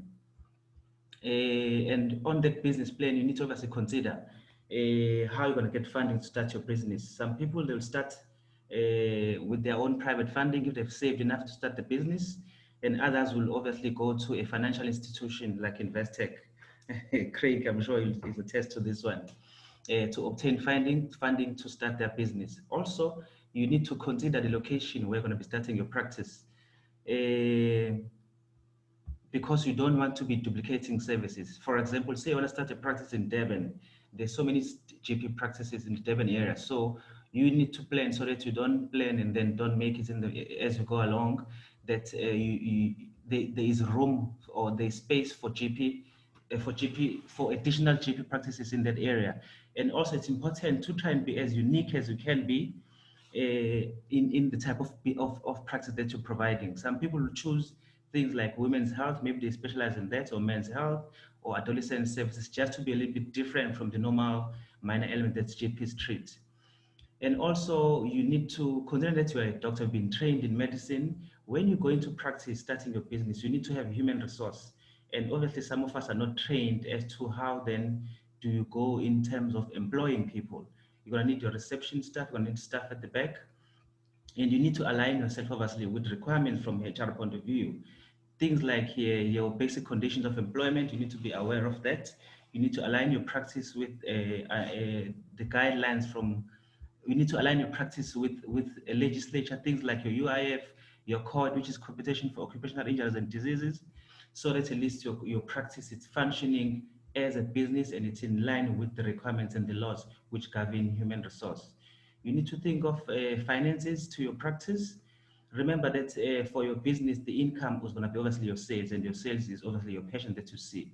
You are selling a service to your patient, and they're obviously going to be giving you they're going to be paying for such service, and that's going to be your income.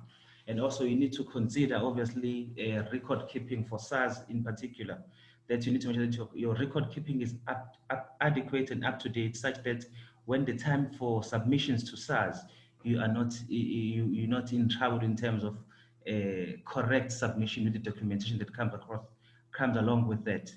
Also, you need to think about your medical records. How are you going to be keeping records? Are they going to be electronic? Are they going to be paper-based? How do you record how do you document your notes? How do you then keep them? Also, when you need to retrieve them, is it easy to retrieve your notes? There are many reasons why you need to retrieve your notes, obviously, and you need to make sure that your system is friendly to you, such that those are retrievable on time when they are needed. And also for security, it's very important wherever your practice is built, that you have done a risk assessment and also a risk management of all security issues that may arise. It's going to be important so it doesn't disturb the normal functioning of a practice. And then also you need to monitor and evaluate your practice as you're working along.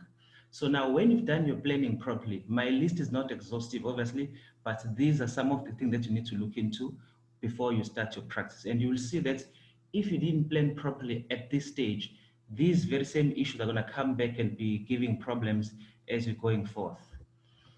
And some of the issues that obviously people come across when they're already in practice is issues such as cash flow. Remember that your practice, your only source of income, the source of funding or the income that you get is from your sales, which is obviously clinical service that you are providing. So you need to be in a position where your sales are exceeding the expenses that obviously are going to be required for you to run your practice. And expenses, the biggest expense at this stage for most practices, even facilities like hospitals, is your compensation of employees, which comes in the form of salaries. So you need to make sure that obviously expenditure doesn't exceed your income in your practice. And other additional expenses you need to look into are your light and water and bond and insurance, things like insurance to professional bodies like HPCC, Medical Protection Society. You may outsource some services, things like human resource, your bookkeeping, your financial services. Some even outsource things like debt collections. So it's quite important that you make sure that you're in a position where you will have adequate flow of cash, which will be able to obviously then sustain you in terms of covering all the expenditures associated with the practice. For many business, obviously income has to exceed the expenses by a good margin. Otherwise, obviously the business is heading in the wrong direction. And also other challenges which we'll face, as you're all aware, in our training as undergraduates, they don't train you how to recruit staff, you know. And if you're not sure how to do it, you're gonna struggle with recruitment, you're gonna struggle with keeping staff that are skilled to do the type of work that you want them to do in your practice, and also with supervision. And also when it comes to finances, you may have challenges in terms of accurate record keeping for tax purposes and also for medical legal reasons. And also you may want to outsource keeping of your books because we are not well trained in terms of doing that in GP practice. Also things like tax submissions, you need to outsource that unless if a person is well trained. I know some of our colleagues, they go as far as doing diplomas in business management or MBA or any other financial diplomas or degrees or any certificates which will assist them so that they can be able to manage their books the way they're supposed to do. And also time becomes an issue. Most GPs who are making it in private, they don't have time. And as a result, they may require to outsource some services so that at least other areas of other important areas in their lives are not compromised. And as we all well aware, as you are all aware, GP practice, they need numbers to thrive. The smaller the numbers, the less income they're getting. The higher the numbers, obviously, the better. And also going forth in terms of trials and tribulations, GPs are generally adequately trained to manage clinical cases. And as a result, it's not really a main problem for them. They may have few cases here and there that they need to obviously discuss and get advice on. So my advice from the clinical side is that GPs, we need to know our limitations and also know how to identify emergencies and refer them accordingly when time arises. Therefore, in conclusion, I know I've presented a lot of negatives from the point of view of GP practice, but it's not all doom and gloom. There are many successful GPs out there, and some of the things that they're doing well on is the thing that I've mentioned in the previous slides. And understanding and managing some of the above listed items is very crucial to succeed. Time management is key. Sometimes it's better to outsource services, especially if you're not well trained or well experienced in. And also to succeed in GP, it is important that a doctor is business minded, and that's why they will treat it as a business, and therefore the likelihood of succeeding is very high. Thank you. I'll pause there. Thank you so much, Dr. Zulu. I know this is a very broad topic, a lot of topics or issues that we'd have to discuss, but I think you've covered most of the things, and I hope you would be keen to, have some interns overshadow you if they want to learn anything. Thank you so much for all those details, and really appreciate your time. Our last speaker is going to be Dr. Basil Enika, who's a neurosurgeon.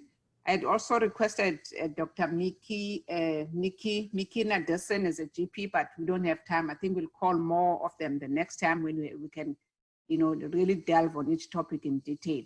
So Dr. Enika is our last speaker for tonight, and he's a neurosurgeon. I think he's one of the youngest HODs in medical school, and he's a neurosurgeon, a lovely, amazing, supportive young man, very driven and dedicated, and is busy doing his PhD. So that's not easy to be a head of a department and work on your PhD and have family and children and a wife and everything. That's really a challenge. Thanks to you, Basil. Just give us a few shots about your specialty. Okay, thank you, Prof. Zola. Good evening, everybody. Thank you for such an amazing event. Well, neurosurgery is relatively a new specialty, but it's at the cutting edge of neurosciences. As Prof. Teliza had said, I mean, the brain is the next frontier. There's so much that is unknown about the brain. Neurosurgery, where we are based at Albert Luthuli, which is one of the biggest neurosurgery departments in South Africa. It's got 101 beds, 6 consultants plus 1, because we just appointed somebody from Grace, and 10 registrar posts and 8 medical officer posts. It's one of the busiest units in the country, and it's been at Albert Luthuli since 2003. So I think most of you as intern would have had interactions with the neurosurgery department, because we serve a wide region, and we used to serve as far as the Eastern Cape. How to become a neurosurgeon? Obviously, I would encourage anyone who wants to be in the surgical fields from community service. I mean, you can do your primaries. For neurosurgery specifically, you have to do the surgical primaries and neuroanatomy. And following that, you can do your your intermediate. For that, if you want to do neurosurgery intermediate, you have to spend 6 months in a neurosurgery department, 6 months in a trauma or surgical discipline, and 3 months in ICU. Then after 36 months in a registrar post, you can actually then write your final exam. However, in neurosurgery as well, like any other surgical discipline, you need to spend a minimum of 5 years in order to qualify and finish your MED and be registered as a neurosurgeon. Neurosurgery is quite an intense discipline, so in the tools that you need to be successful in neurosurgery, you have to be highly disciplined, you have to have high attention to details, you have to find the right mentors, which is very critical. I think everybody has mentioned that early on, and you have to be you have to exhibit professionalism at all times, and you have to be an advocate as well for your patient. There's many subspecialties in neurosurgery. There's neurotrauma, neurocritical care, functional neurosurgery, surgical oncology, where we do brain tumor. Pediatric neurosurgery is a big field as well on its own, and is quite, it has grown in leaps and bounds and over the years. And the spine as well, which is one of the busiest areas of neurosurgical practice, especially when you are in private practice. So I'll encourage everybody to come join the Department of Neurosurgery. There's currently in KZN 26 neurosurgeons, of which 73% are in private practice, and with a population of about 11 million in KZN. So there's few neurosurgeons. I mean, according to the guidelines, according to Global Health, you should have 1 neurosurgeon per 100,000 population. So I think the 21st century is a century of the neurosurgeon, and we need to train more people. And I'll encourage you guys to contact me via emails. I'll post my email, I'll post it in the chat. Come join us when you're on leave or on the weekends. Come join us during our morning meetings where we review scans. Join us through our ward rounds. Come and see what we do in theater. You can join us for our general clubs every Thursday. We've got webinars, general clubs. Fridays, we've got seminars, and the Society of South African Neurosurgeons as well. And every fortnight on a Tuesday afternoon, we run webinars where we teach common neurosurgical conditions, and we've got experts from all around the country. So I think that will be as well a useful tool for everybody, anyone who's interested in neurosurgery.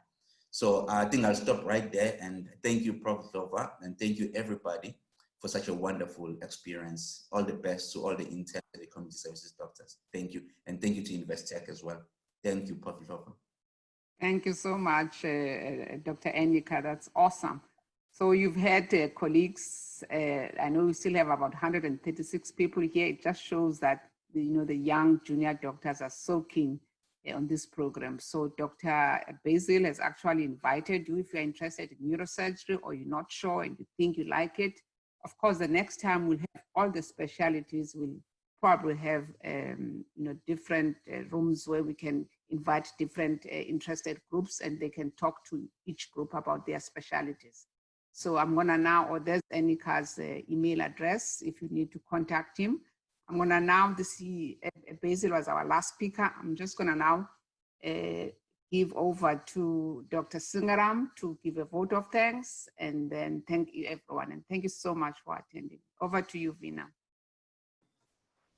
Thanks, Prof. I'm just going to ask Mark to please share the last 2 slides that we want to share with everybody.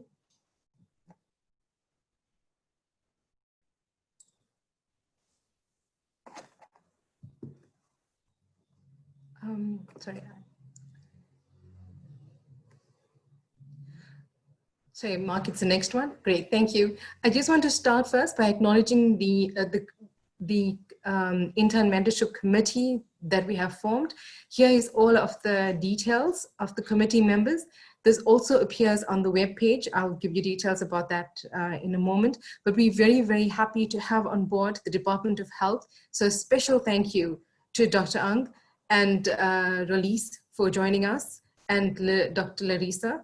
And I apologize for the typo on the slide. My apologies about that. The next slide, Mark. So colleagues, here are the details of the new intern web page that we created.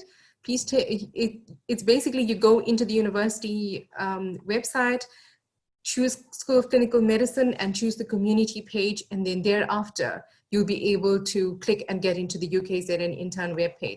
So for example, on the intern web page, we will have upcoming events, resources, special webinars that are being held, etc., that you can actually join in. So keep checking up on what we're having. This is actually meant for you. So please get involved and let us know what you'd like to have on the web page and what other resources you'd like to have.